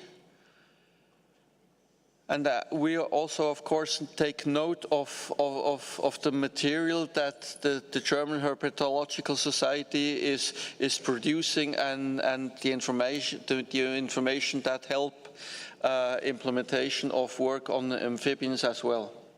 Okay. So with this, I can close this agenda item, and we move on to agenda item 23, definition of the term appropriate and acceptable destinations, and I give the floor to the Secretariat to introduce that document. Thank you, Chair. Document AC33, Doc 23, was prepared by the Secretariat and summarises the responses and feedback received on the parties' experience with using the guidance documents and other information on the CITES webpage as requested in notification to the parties number 2023/135. The information on the website included the non-binding guidance for determining whether a proposed recipient of a living specimen is suitably equipped to house and care for it, the non-binding guidance for determining whether a proposed recipient of a living specimen of African elephant and/or southern white rhinoceros is suitably equipped to house and care for it, and the non-binding best practice guidance on how to determine whether the trade would promote in situ conservation. Only 2 responses have been received from New Zealand and Zimbabwe, and their responses are summarised in paragraphs 9 to 12, with some suggested improvements and clarifications outlined in paragraphs 13 to 18. The Secretariat notes the low number of responses may be due to the limited period of time for parties to have tested the guidance material since it was made available, and it is noted that from the trade database that there has been very little trade in live African elephants or southern white rhinoceros since COP19. It is the Secretariat's assessment that no amendments to the guidance are required at this point in time. So the Animals Committee is invited to consider the points raised in paragraphs 13 to 21, and if necessary make recommendations for consideration by the Standing Committee, and also to agree that decisions 19.164 and 19.165 have been implemented and can be proposed for deletion to the Conference of the Parties. Thank you, Chair. Thank you, Secretariat. I open the floor for members. I see Oceania. You have the floor. Thank you, Chair. Through notification 2023-135, as Secretariat, they've just explained, sought experiences of parties with using the new guidance documents that were agreed at COP19. Now, only 2 parties, Zimbabwe as an exporter, a potential exporter, and New Zealand as a potential importer, responded to that notification. I therefore believe that it is premature to delete decisions 19.164 and 19.165 and propose that they are both renewed so a greater number of importing and exporting parties can share their experiences of using the new guidance materials before these decisions are deleted. Once we have learnt from further experiences, then some modifications to the guidelines are likely to be needed. For example, it would be useful to clarify how the definition of appropriate and acceptable destinations apply to transit countries used for quarantining purposes. And the repercussions of those if the animals are unable to be released from the quarantine facilities or the quarantine party to the final destination. I recall that some years ago, before these new guidelines came into place, there was a non-CITES party in the Oceania region created a special holding facility for 2 elephants while they were in quarantine before moving on to a zoo in New Zealand, which was approved by the New Zealand Scientific Authority as an appropriate and acceptable destination. In cases where shipments may end up with rhinos, southern white rhinos or elephants going to multiple parties, then do all parties in such transactions have to be satisfied that there are substantive conservation benefits from the importation? I think New Zealand would like to share their experiences of this particular measure too. Thank you. Thank you, Oceania. I see Costa Rica.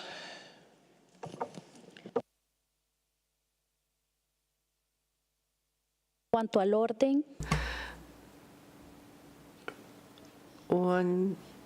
In terms of the order, there were several people who were asking the floor to speak on the previous subject when the conclusions were being drawn, because there was not a specific point that we as a region requested, which is in terms of demand reduction. We made it in our regional intervention, and it did not appear in the recommendations of the previous subject.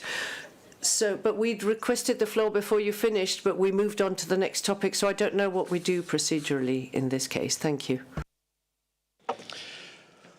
My apologies if I have been too quick. So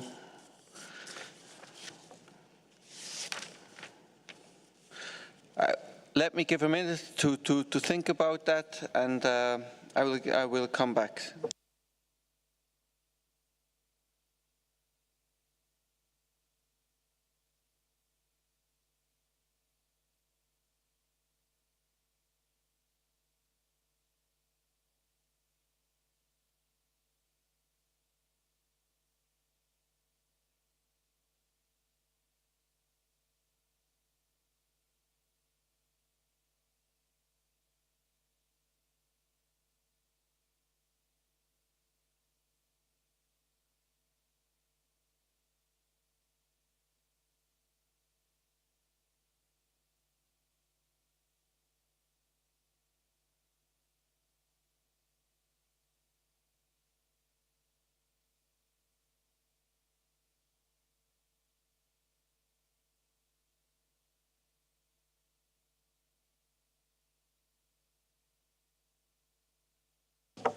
Okay, sorry about that. So I think at the beginning I said the Animal Committee takes note of the concerns raised about the potential invasiveness of some amphibian species in trade. We could add another concern saying invasion of some amphibian species in trade and the need for demand reduction strategies in relation to illegal trade of amphibians. I see nodding from Central South America and the Caribbean, so I think we will add that sentence to what the Animals Committee has noted. Okay? Thank you very much. So I think with this we can really close that subject. Sorry for not seeing you at the right moment. Okay, going back to definition of the term appropriate and acceptable destinations, I see New Zealand has asked for the floor. Thank you, Chair. New Zealand thanks the Secretariat for the preparation of this paper. Our response to notification 2023/135 details our experience in using the guidance documents and other information provided on the CITES webpage, appropriate and acceptable destinations, with regard to an informal pre-proposal to import 15 white rhinoceros to a New Zealand zoo, which would have acted mainly as a quarantine facility. The model used in the proposed transaction was that the bulk of the shipment was to be re-exported to a third party, and some animals would remain in New Zealand as part of a regional ex situ breeding program. Therefore, we were both a transit country and final destination country. We found many of the guidance materials helpful, for example, the non-binding best practice guidance on how to determine whether the trade would promote in situ conservation. We would like to highlight some issues that may benefit from further clarification. In paragraph 17, the Secretariat notes that if animals are just transiting through New Zealand on their way to a final destination, then the final destination country is the importing party, and it is for them to demonstrate that the end recipient is suitably equipped to care for the specimens. If the animals were to fail the quarantine conditions, then New Zealand would have ended up as the final destination country for all 15 specimens, which would affect our assessment of the suitability of the transit facility to house and care for the animals in the long term. We found it very valuable to discuss the proposed transaction with the management and scientific authorities of the final destination country in order to identify the level of risk that the quarantined animals couldn't be re-exported. It was also extremely valuable to consult with the management and scientific authorities of the exporting party, because they could advise on the in situ conservation benefits of the proposed transaction in relation to the species management plans and priorities. We believe that the guidance materials could be further improved to provide clarification on matters such as the role and responsibilities of transit countries. We note that New Zealand was the only importing party who responded to the notification, and therefore we agree with the Oceania representative that decisions 19.164 and 19.165 should be renewed so that a greater number of parties can share their experience of using the new guidance materials. Thank you. Thank you, New Zealand. I see Australia. Thank you, Chair. We thank the Secretariat for their work to develop this document. Australia supports the non-binding guidance documents adopted at COP19. However, we agree with New Zealand that the participation of the management and scientific authorities of the state of export should play a significant role in advising the management and scientific authority of the importing states in determining if the proposed export will have a substantial in situ conservation benefit. We're of the view that the non-binding guidance, best practice guidance, on how to determine whether the trade would promote in situ conservation should be strengthened to emphasise that the scientific and management authority of the importing country should seek the support, views and advice of the exporting scientific and management authority where appropriate, particularly in relation to verification of the conservation activities proposed. Australia also agrees with Oceania and New Zealand that decisions 19.164 and 19.165 should be renewed to allow more parties to test the guidance material. This will allow the Animals Committee to provide the Standing Committee with more comprehensive feedback and make more meaningful recommendations for consideration at COP21. Thank you, Chair. Thank you, Australia. I see Europe. Europe, you have the floor. Oh. I will not oppose the continuation of the process if some countries think it's necessary for them. Still, as far as I understand, we are talking about rules for one elephant that has happened and was traded, or one case where elephants were traded. And I think, do we really have a chance to collect more cases if there is so low international trade? Prolonging the chance for feedback would probably not real many more cases because there is no trade to report.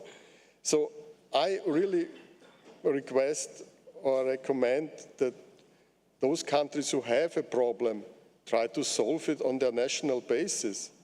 If they have one case, is it not possible to consult the scientific authority and the management authority without any international guidance for doing that?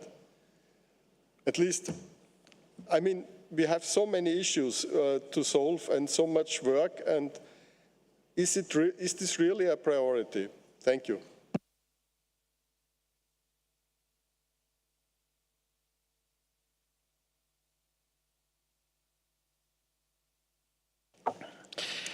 Thank you, Europe. I see Senegal. You have the floor. Merci beaucoup. Thank you, sir. I would tend to agree with Oceania on this with respect to maintaining decisions 19.164 and 166 in the light of these very small number of responses received. We do need additional guidelines in order to decide whether or not a potential destination is appropriate and acceptable to care for Appendix 1 living specimens. We must also consider how we can ensure that the destination facilities are acceptable in the long term so that they are going to be appropriate and acceptable for the entire period in which imported animals are going to be housed there. We have to ensure that all subsequent facilities to which living animals are transferred must also meet the same standards as the original destination for imported animals. We also have to ensure whether there are realistic, moderate and realistic conservation aims.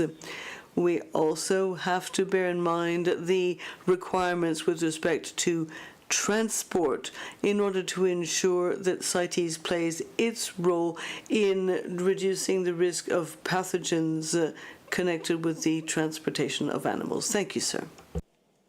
Thank you, Senegal. Just as a general comment, we have these 3 guidance materials, and only one is restricted to elephants or rhinos. The other guidance is general guidance for any species. So just remind ourselves that there is guidance materials of general nature, so parties do not have to wait until an elephant is being traded to their or through their countries, but this is general guidance, and experiences of parties should be not restricted just to elephants and rhinos. Okay, I have had the United States asking for the floor quite a while, so United States, you have the floor. Thank you, Chair. The United States thanks New Zealand and Zimbabwe for responding to the notification and sharing their experiences. While we did not have specific experience to share at that time of the notification, the United States continues to support the guidance.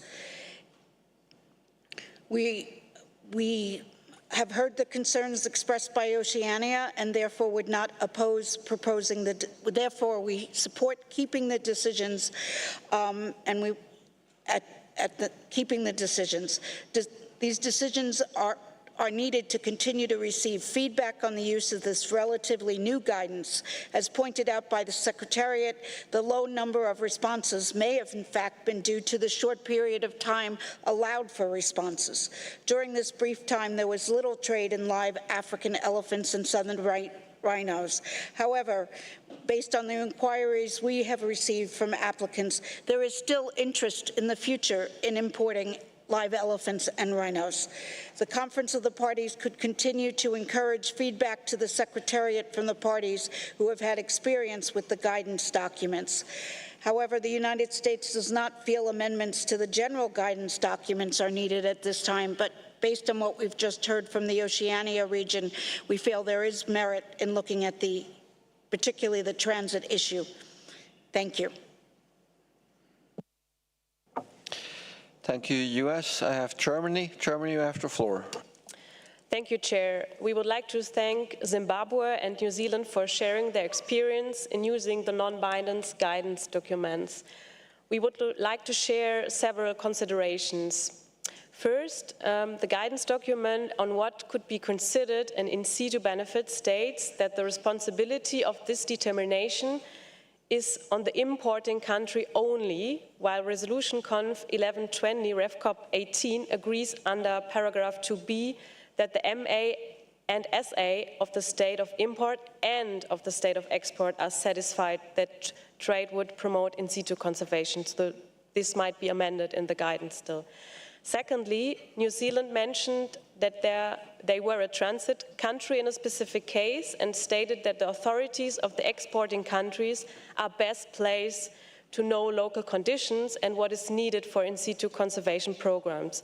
We would generally agree with this finding if the exporting country was also the country of origin. We, however, note that in Resolution Conf 1120, it is not explicitly mentioned how to deal with re-exports. As the annotation does not differentiate between exports and re-exports, we would interpret the resolution in a way that the conditions set out in that resolution likewise apply to re-exports. As such, it is likely that there are cases where both exporter and importer are non-range states, and we would assume that in these cases, the determination that trade would promote in situ conservation needs to be done without the country of origin. But in line with the comments made by New Zealand on the floor, we would also see merit in further clarification in the guidance document. And third, based on recent experience in Germany, we would like to note that currently there are still wild elephants present in ex situ facilities of non-range states, such as zoos or circuses that may have been imported decades ago or even before the convention came into force. And while paragraph 1 of resolution 1120 RevCop 18 refers to in situ programs and secure areas in the wild, the footnote in paragraph 1 excludes elephants that were in ex situ conservation at the time of adoption of this resolution at COP18. However, we noted that such elephants are not specifically excluded from the provision under paragraph 2, which under B requires that the states of import and exports are satisfied that trade would promote in situ conservation. And we find it ambiguous how to interpret that those elephants are specifically excluded by a footnote from paragraph 1, but not from paragraph 2b, and wonder if that was the initial intention of the footnote. So there might be different situations and reasons, including animal welfare issues, that can make cross-border trade in such live elephants necessary. For instance, if there's a closure of a zoo or circus, if there's disease or recommendation within a stud book, within a captive breeding program because of incompatibility of individuals in a certain facilities. And while we are of the view that in such cases live elephants should only be transferred to facilities that are suitably equipped to house and take care for the species, from a scientific and technical perspective, as is set out in paragraph 2a, however, there could be scenarios why it might be disproportionate or maybe even impossible to promote in situ conservation as required under paragraph 2b in such cases, and where there's also no conservation value of transfer specimens back to the country of origin, for instance, if they are sick or very old animals. So we would therefore like to seek clarification from the Standing Committee about the scope of the footnote in Resolution Conf 1120 RevCop 18 and whether it sees merit in including clarification in the guidance documents. Thank you, Chair.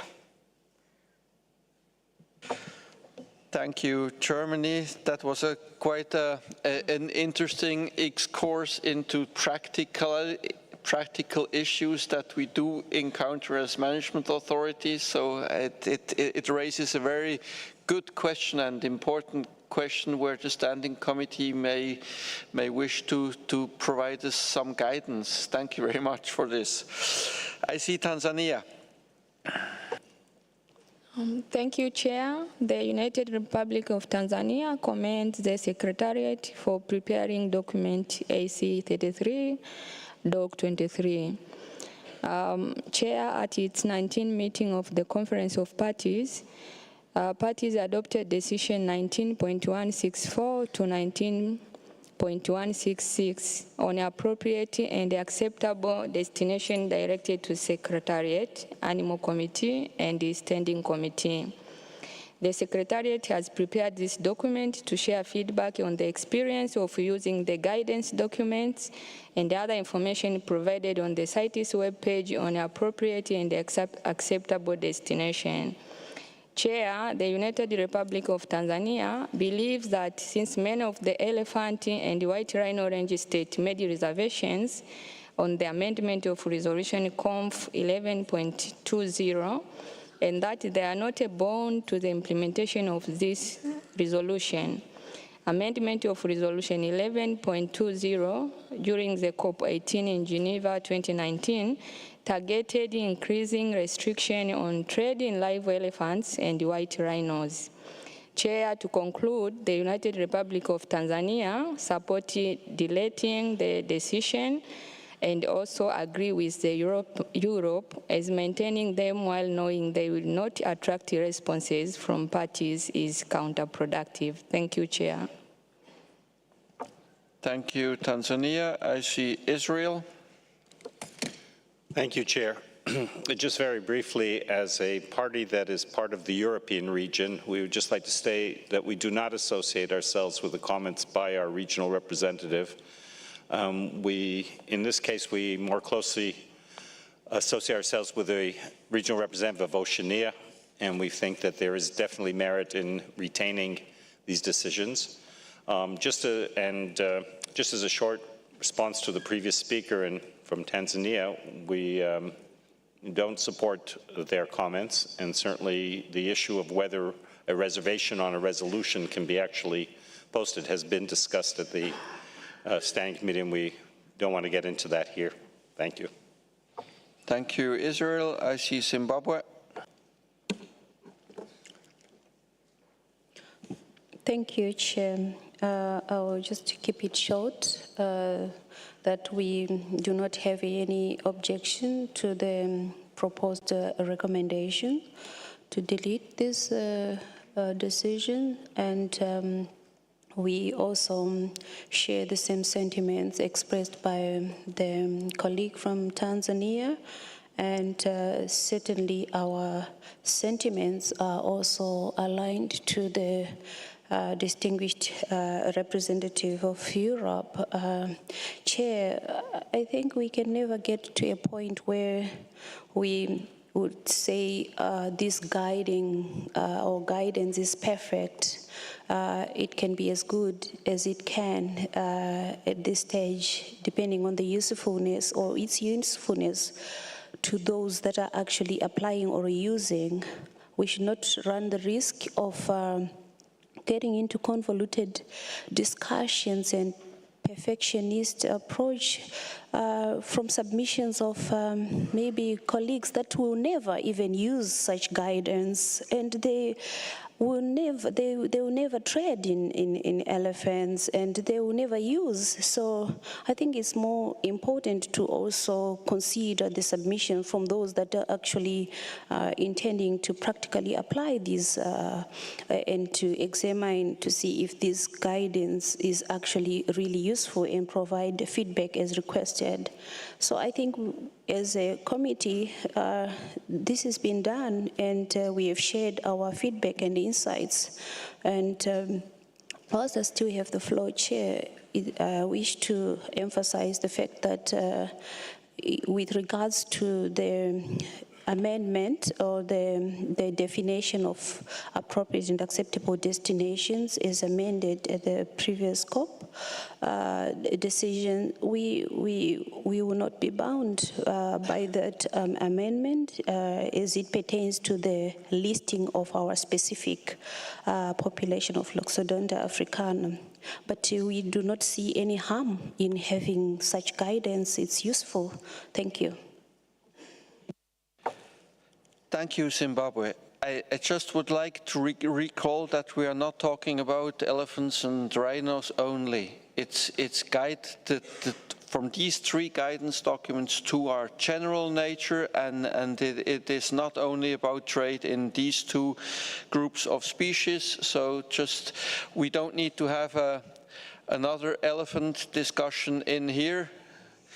It's about the guidance, how we determine certain things, and I do think I have heard a lot of support of keeping these decisions to gather more data on the general issues, on the use of this general guidance, not only elephants and rhinos. It's about the general guidance to be used, to be applied, and we haven't had very much time and not very much occasion to do so. So I see Kenya. Kenya, you have the floor.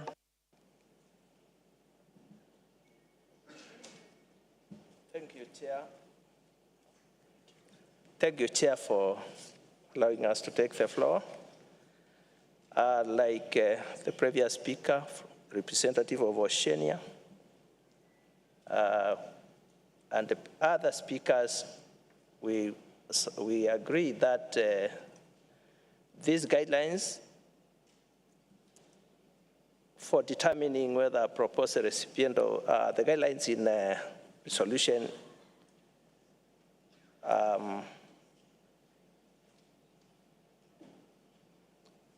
on on the non-binding guidelines, sorry, Chair, the non-binding guidance, we agree that they are useful, and looking at the decisions, the 3 decisions, I think what the decisions are calling for is for parties to provide feedback on application of those guidelines, or that guidance. And because we are saying perhaps the period for providing the feedback could have been short, we consider that to be necessary, that we maintain those decisions and we see what emerges. And like from the submission of Germany, now it is clear with this request for the feedback, perhaps there are areas we have, as parties, we have not looked at, and it's clear that we are looking at 3 scenarios where we have movement from ex situ to ex situ, and I think German has already brought up that. We are also looking at ex situ to in situ. There could be a possibility that we are having specimens coming from ex situ, being taken to an in situ environment. Certainly that will be a re-export also. But then we are likely to see, not likely to see, it's possible to see movement from in situ to ex situ. That is purely export. So now that we have not had any feedback on the experiences in the application of the guidance, we support the recommendations that we retain the 3 decisions and to continue seeking responses from parties as issues emerge. We note that from the submission of the United Republic of Tanzania and others, we are talking of taking a reservation on resolution, but that is not a discussion in this meeting. Perhaps guidance will be provided by the COP and the Standing Committee. Thank you, Chair. Thank you, Kenya, and thank you for agreeing that we do not talk about this issue here in the Animals Committee. That's for another committee to deal with. So I open the floor for AWI. Thank you, Chair. I'm making this intervention on behalf of a number of organizations. The names will be provided to the Secretariat. We thank New Zealand and Zimbabwe for responding to notification 2023-135, but agree with the Secretariat, as also noted by the United States, that this low response rate may reflect the fact that many parties may not yet have needed to consult the non-binding guidance documents referenced in the introduction of this document. Therefore, we agree with the suggestions by the distinguished delegates from Oceania, New Zealand, Australia, Kenya, and the United States not to delete decisions 19.164 and 19.165, and we urge the Animals Committee to ask the Secretariat to reissue the call for feedback and provide parties with more time to use and report on the guidance.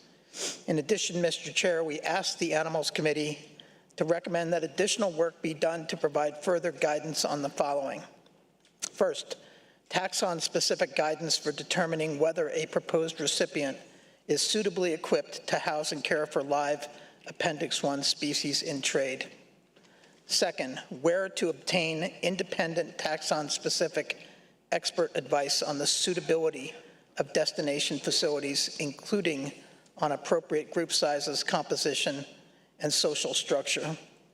Third, how to determine if the conservation benefits associated with trade are actually implemented and realized. And finally, fourth, how to determine if destination facilities remain suitably equipped or appropriate and acceptable for the entire time the animal or animals are held, and to ensure facilities to which the animals may be subsequently moved meet at least equivalent suitability requirements. Mr. Chair, as to this latter point, we thank Senegal for its intervention on this matter, and we commend the United States for implementing this requirement in its revised Special 4D rule for African elephants published in March 2024. We encourage other parties to amend their national legislation to do the same for elephants, and for all governments to add such a requirement for all CITES-listed animals who trigger the suitably equipped determination. Thank you, Mr. Chair. Thank you, AWI. And I have last speaker, WASA. You have the floor. Thank you, Chair. This intervention is on behalf of WASA, EASA, ZA Australasia, AZA, FDPZ, San Diego Zoo Wildlife Alliance, ZSL, and WCS. We thank the Secretariat for the preparation of this document, and we concur with the Secretariat's assessment in paragraph 21 that no amendments to the guidance are required at this time, especially considering only 2 parties responded to the notification. Thank you. Thank you. So that concludes this matter. Let me just quickly consult and I come back.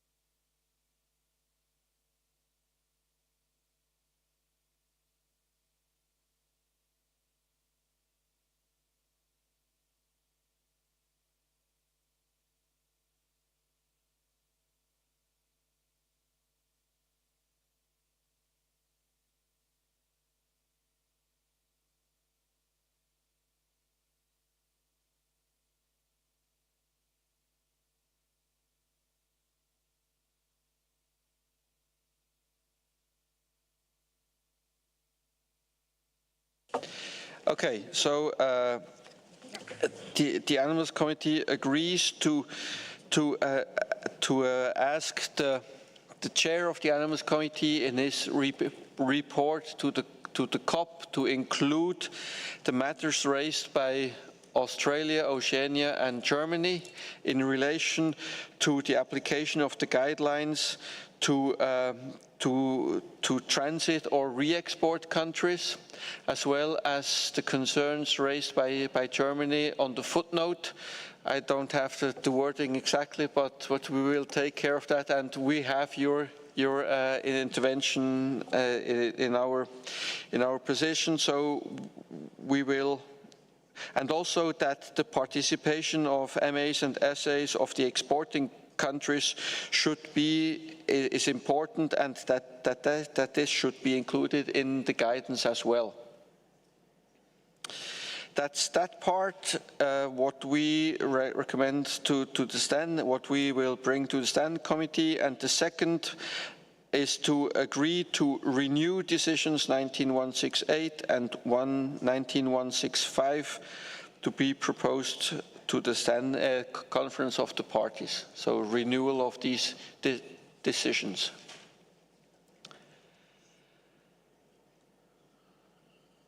Okay, that's then the conclusion on this topic, and we can now move on to the next one, which is agenda item 33, tortoises in Madagascar.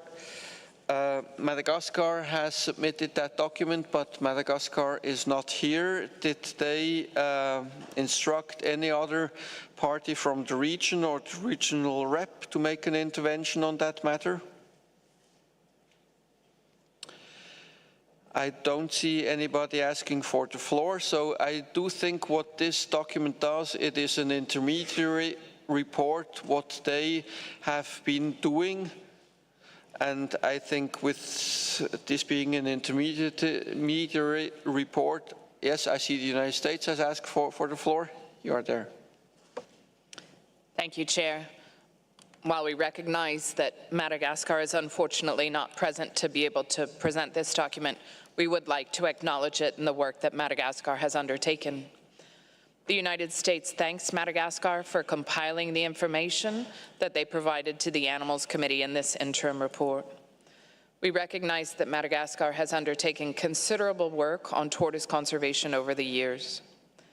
We note that the report included in the annex to document AC33, document 33, the Global Plan of Action for the Protection of Endemic Tortoises of Madagascar, dates from 2011, and we look forward to hearing from them any updates to the action plan and/or efforts to implement the actions contained therein. We encourage Madagascar to provide information at future meetings on how they are implementing the conservation work in this or an updated plan. It appears that Madagascar intends to report on paragraph B of decision 19.125 at the 34th meeting of the Animals Committee, which we note would require renewing the decision at COP20. Additionally, given that the activities called for in decision 19.125 paragraph B relate to implementation and enforcement more than scientific and technical matters, we suggest that the Animals Committee request Madagascar to report on those measures to the Standing Committee at its 78th meeting in February 2025. Finally, we would urge Madagascar to work with the Turtle Survival Alliance and other relevant organizations to collate and provide details on how their reintroduction management principles are being implemented for radiated tortoises.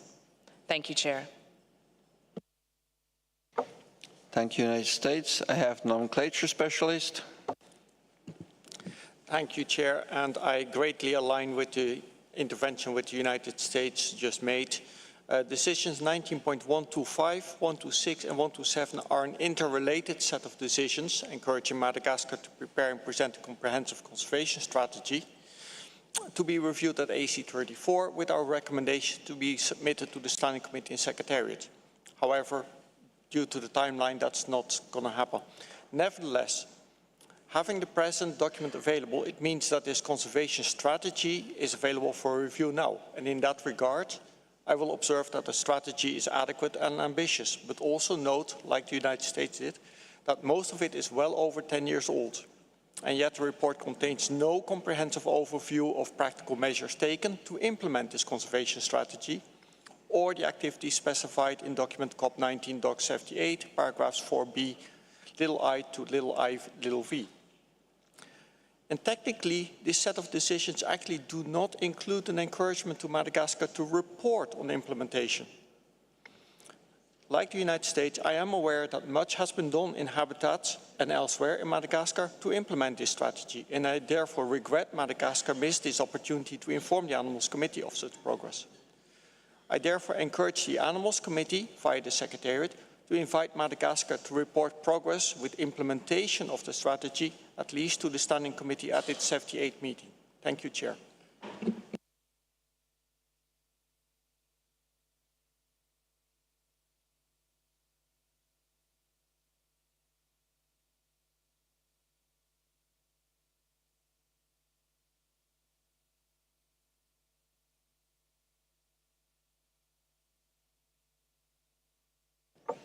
I don't see any other interventions. May I have some interventions from observer parties or observer organizations?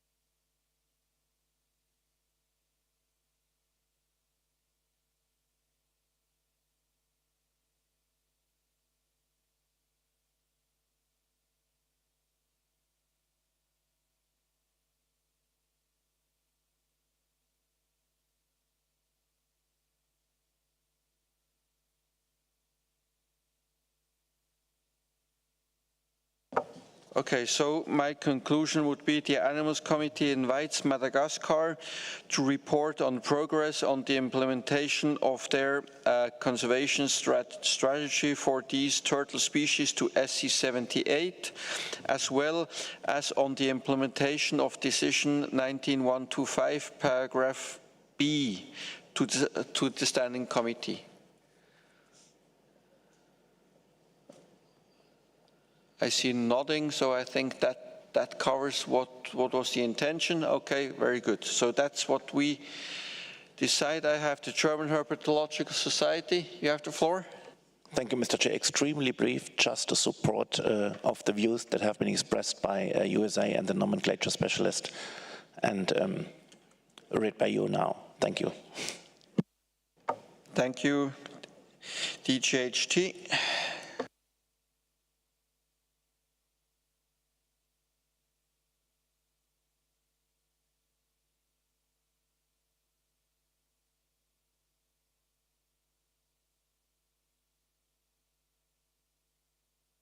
We now come to the next agenda item, which is on the use of coded microchip implants for marking live animals in trade. That has been supported by myself. It has been prepared in consultation with the ISO Secretariat and the CITES Secretariat. Paragraph 6 highlights several issues with the current version of Resolution Conf A13 Ref COP 17 on use of coded microchip implants for marking live animals in trade, indicating that a review is needed. Furthermore, there are several specific recommendations in other resolutions concerning the marking of specimens in trade, such as Resolution Conf 1712 on conservation, sustainable use and trade in snakes, or Resolution Conf 1112 Ref COP 15 on universal tagging system for the identification of crocodilian skins that might also need to be considered as part of such a review. The Animals Committee is therefore invited to consider proposing the draft decisions in paragraph 8 to the 78th meeting of the Standing Committee. These draft decisions seek a mandate for the Animals Committee and the Standing Committee to consider these issues in the next intersessional period. So I open the floor for comments on these proposed draft decisions or the topic as a whole in paragraph 8 or the topic as a whole. So I have opened the floor for members. Observer parties.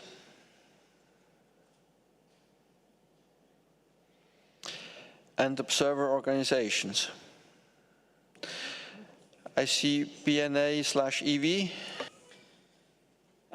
We thank the chair of the Animals Committee and both the ISO and the CITES Secretariat for preparing the document.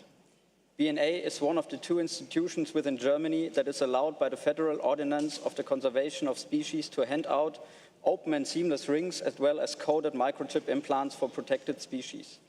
Concerning microcoded implants, we would like to emphasize that there exist many taxa where even the smallest version of a coded microchip cannot be used due to its size in relation to the size of the animal without causing significant tissue damage. For example, in Germany, the lower limit is currently 200 grams of body weight, and for tortoises and turtles, it is 500 grams. To tackle illegal wildlife trade and to better monitor legal trade, we therefore invite parties also to work on shared databases to monitor trade in general, to consider also photo ID as a valid identification method. In this context, artificial intelligence might be a useful tool in the near future to identify animals, since first computer programs seem to exist. Third, to combine different methods of marking systems like photo ID for young animals and coded microchip implants when they have grown in specimen-specific datasets. This would also prevent fraudulent use of coded microchip implants.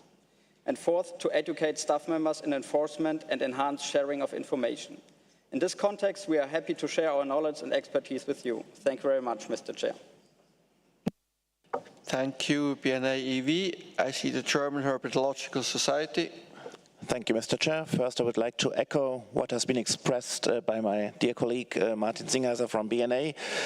And as this is a very comprehensive issue in general, covering several species groups, we are of the view that it might be beneficial to receive and consider input from relevant experts too, and expert organizations, as it has been expressed right now. So we would like to suggest a minor amendment to draft decision 20AA in that document, which would then read as, in collaboration with the ISO Secretariat, relevant experts or expert organizations of the different species affected, and then continuing as it is in the document. Yes. Should repeat, 20AAB in collaboration with the ISO Secretariat, relevant experts of the different species affected, and then continuing develop guidance on the various issues and so on. Thank you, Mr. Chair.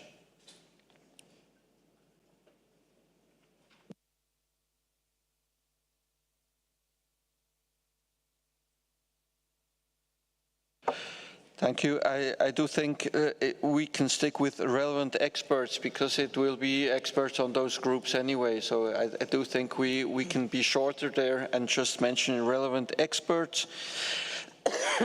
I do think that makes complete sense after what I've heard.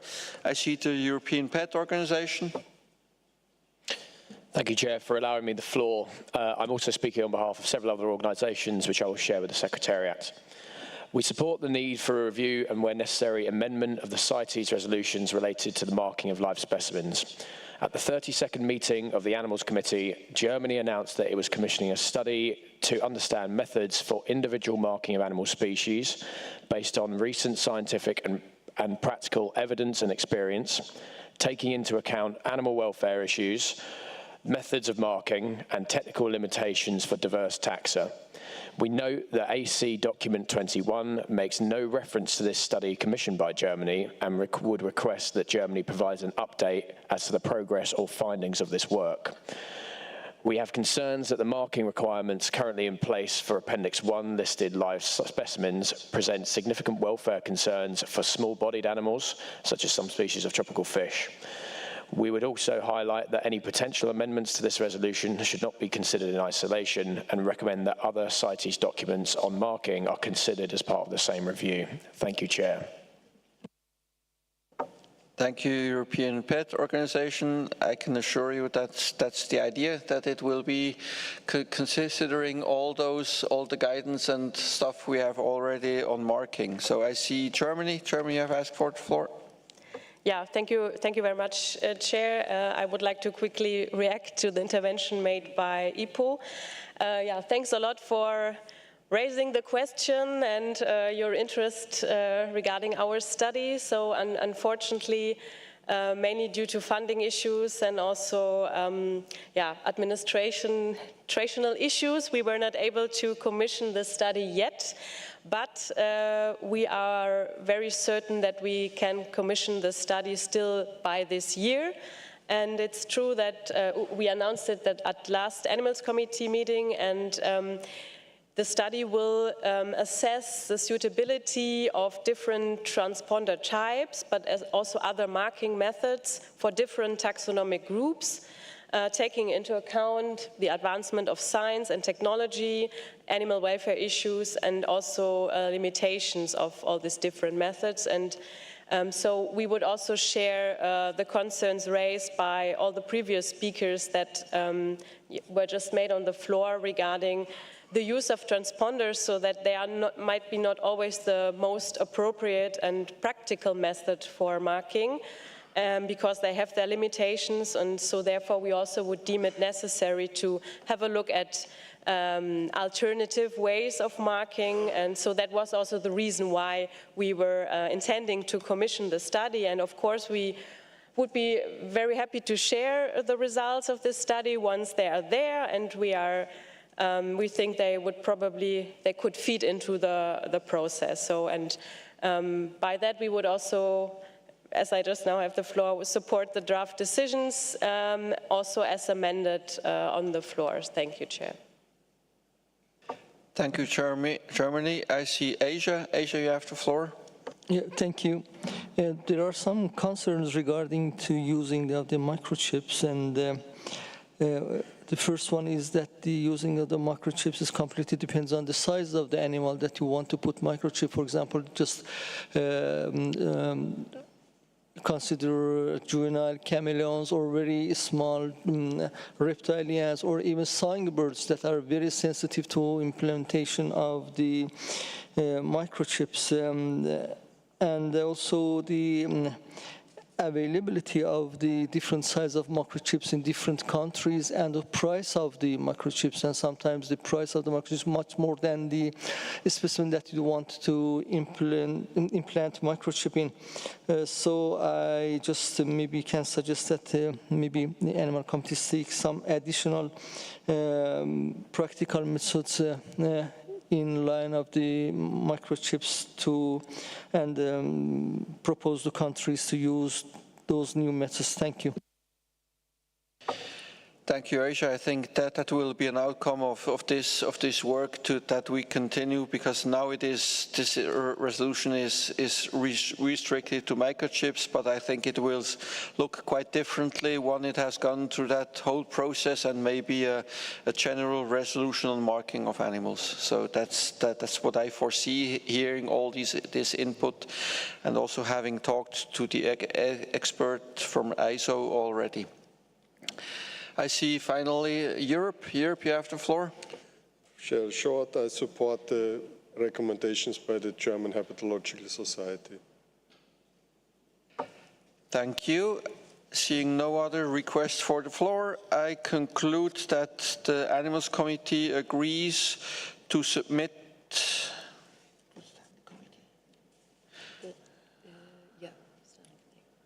okay, so the committee agrees to submit the decisions as contained in document AC33 Doc 21 and as amended by the German Herpetological Society to the Standing Committee for its consideration. Okay, I don't see anybody opposing, so with this we can close also this agenda item, and we move to agenda item 6, Animals Committee Strategic Planning for 2023 to 2025, implementation of the work plan. This is a document I've submitted myself.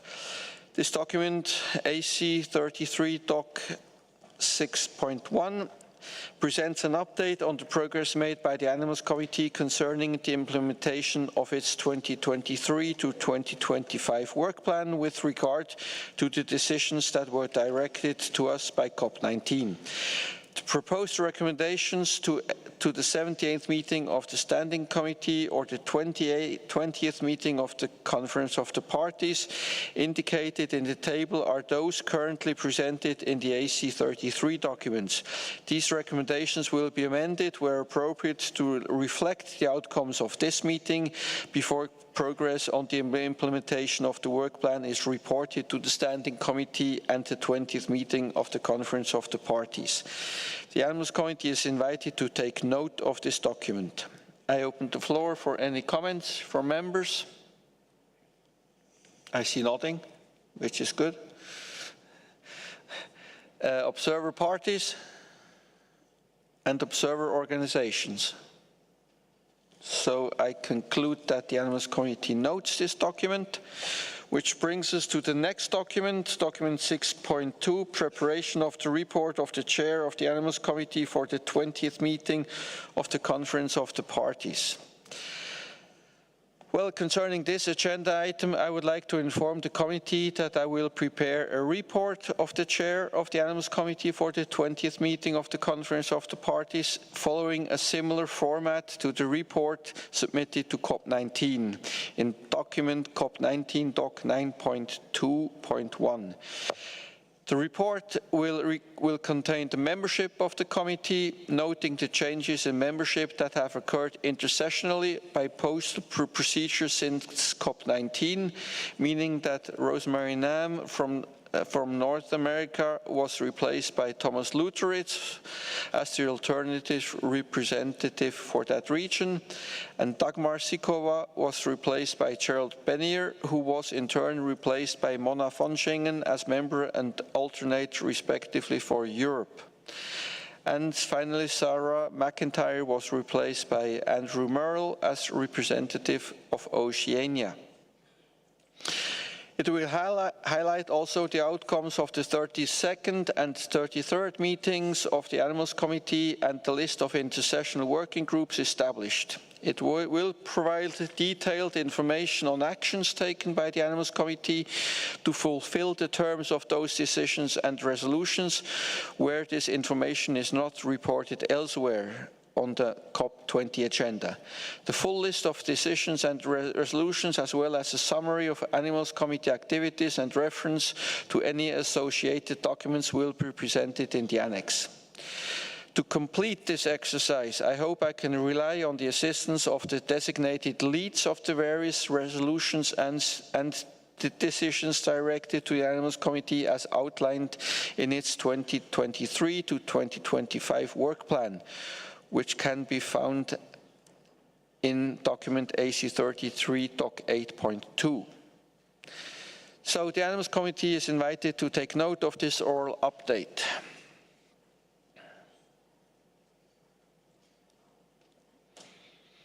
I see nodding, so I open the floor for observer parties. I see Israel has asked for the floor. Thank you, Chair. Just briefly, in your report on replacements and all the movement of the members of the committee, we would ask if it's appropriate to include in your report also a projection of which are the ones who are going to be up for replacement at the next COP, to make it clarify if that's possible, please. Thank you, Chair.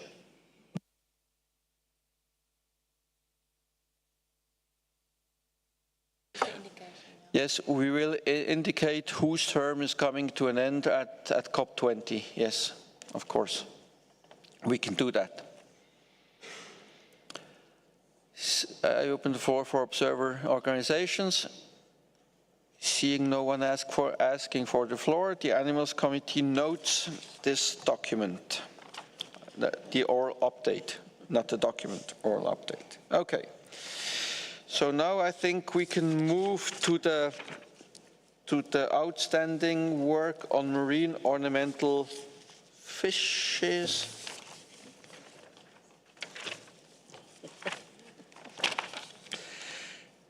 The COMDOC. Okay. So I turn now to AC33 COM8, the COM document, which contains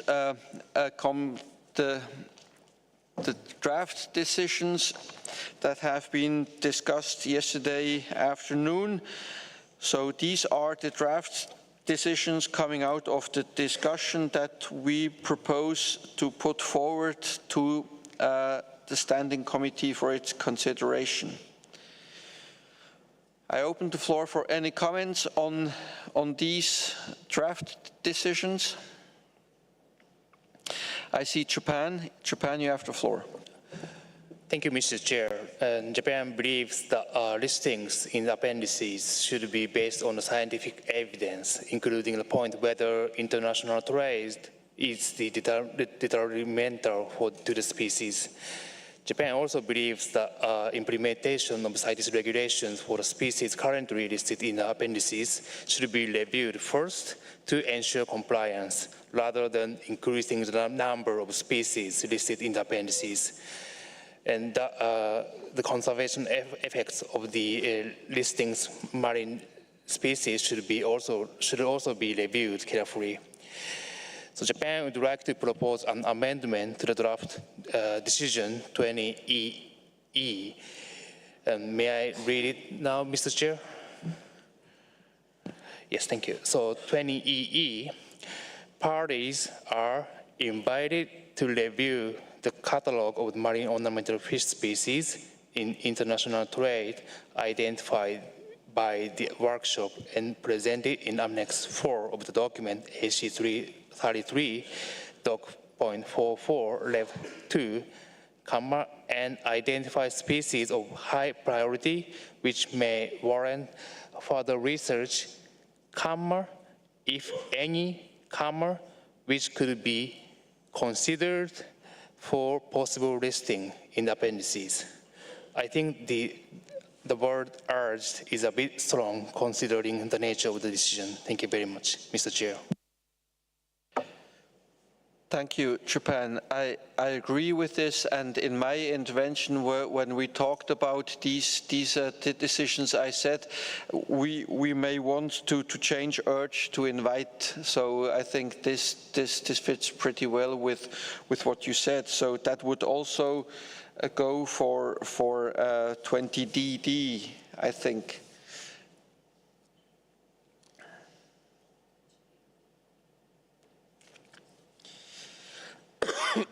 So the whole decision in 20EE would then read, parties are invited to review the catalogue, and going on until which may warrant further research, if any, and which could be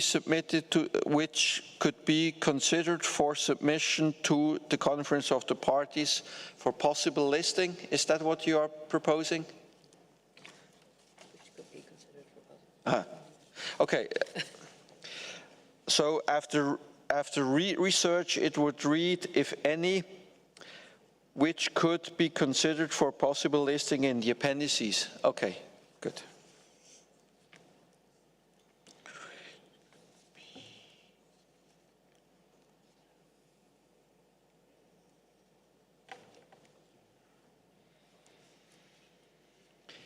I see the UK.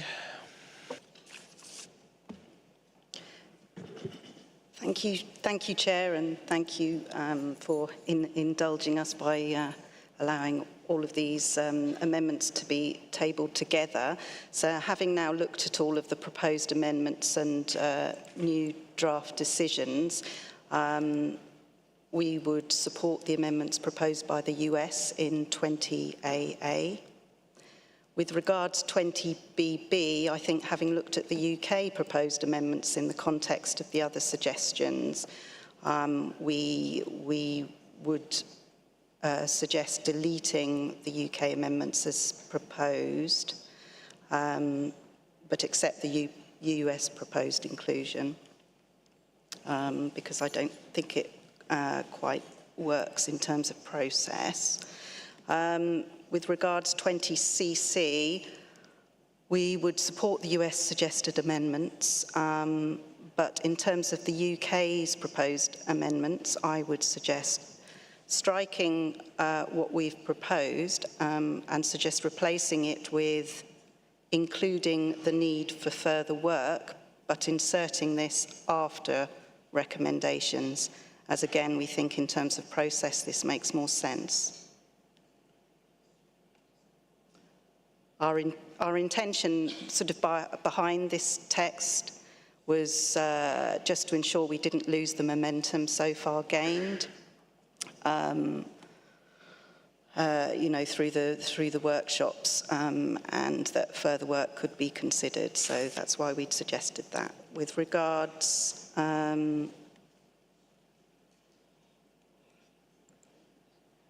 the proposals by Israel, we could accept 20DD, but agree that that the use of the term urge is not appropriate, and would agree to the amendments as proposed on the floor, inviting parties to consider. With regards 20EE, we could accept the proposed text by Japan, but our preference would be not to include this decision, and suggest deleting it, as we feel we should be focusing really on CITES activity on better implementation for species already listed. I hope that's clear. Thank you very much, Chair.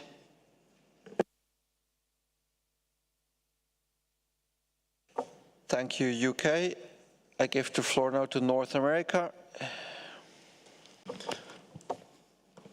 Thank you, Chair. The North American region thanks the Secretariat for this compilation of the proposed amendments, and just has a few amendments to propose. Regarding Decision 20AA, a correction to the typo to change sustainability to susceptibility.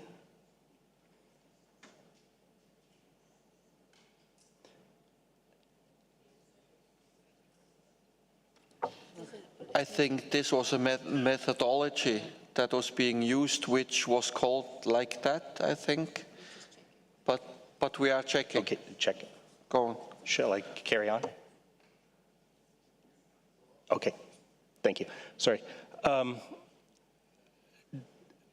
Directed to the CITES parties, under 20AA, it says example productivity, sustainability. Oh, I guess that's where it is within the document. Okay. Regarding the draft decision 20D. Okay.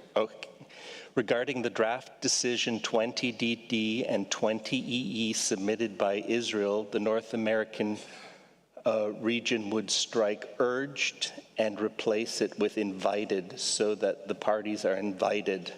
Additionally, the North American region would propose an additional amendment of 20EE to strike the final part of the decision, which reads, which could be submitted to the conference of the parties for possible listing in appendices, and replace it with or other considerations as appropriate.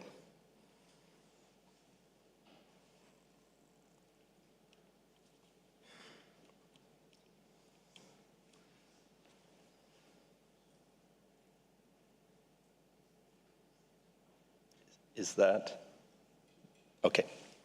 Thank you.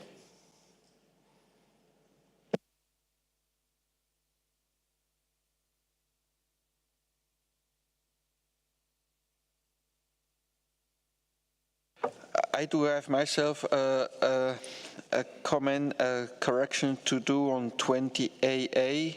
The second line finishes with of marine ornamental fisheries. I think it's of marine ornamental fishes, right? Oh, no, no, no.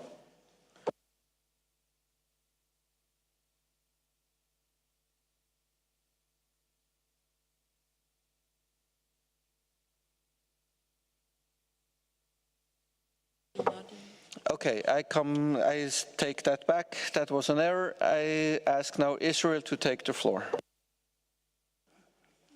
Thank you, Chair, and thank you to the comments here in this discussion.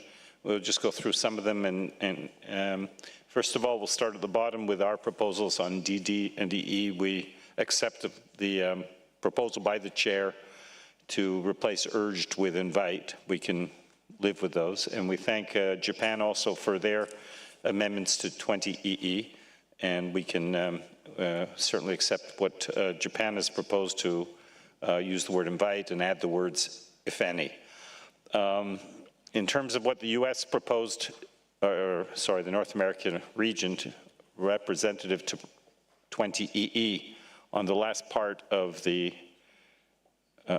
proposed decision to replace the words which could be submitted to the conference of the parties for possible listing with some statement on other considerations as appropriate. We don't support that idea. I think it's just way too vague. We're talking very specifically about what came out of the workshop was this idea of maybe submitting. It's not directing parties that have to be submitted, it's just to look into it. Further to that, going back to 20AA, directed to the parties, I think our usual way of working is not to say the CITES parties, but just say parties. So that's probably just a textual error. When we read we accept the document, the draft decision as it's written, except it sort of leaves something hanging, in our opinion, because it says the parties are encouraged to inform the Secretariat of development of methods or analytical tools to support prioritization of species, and then doesn't say prioritization for what.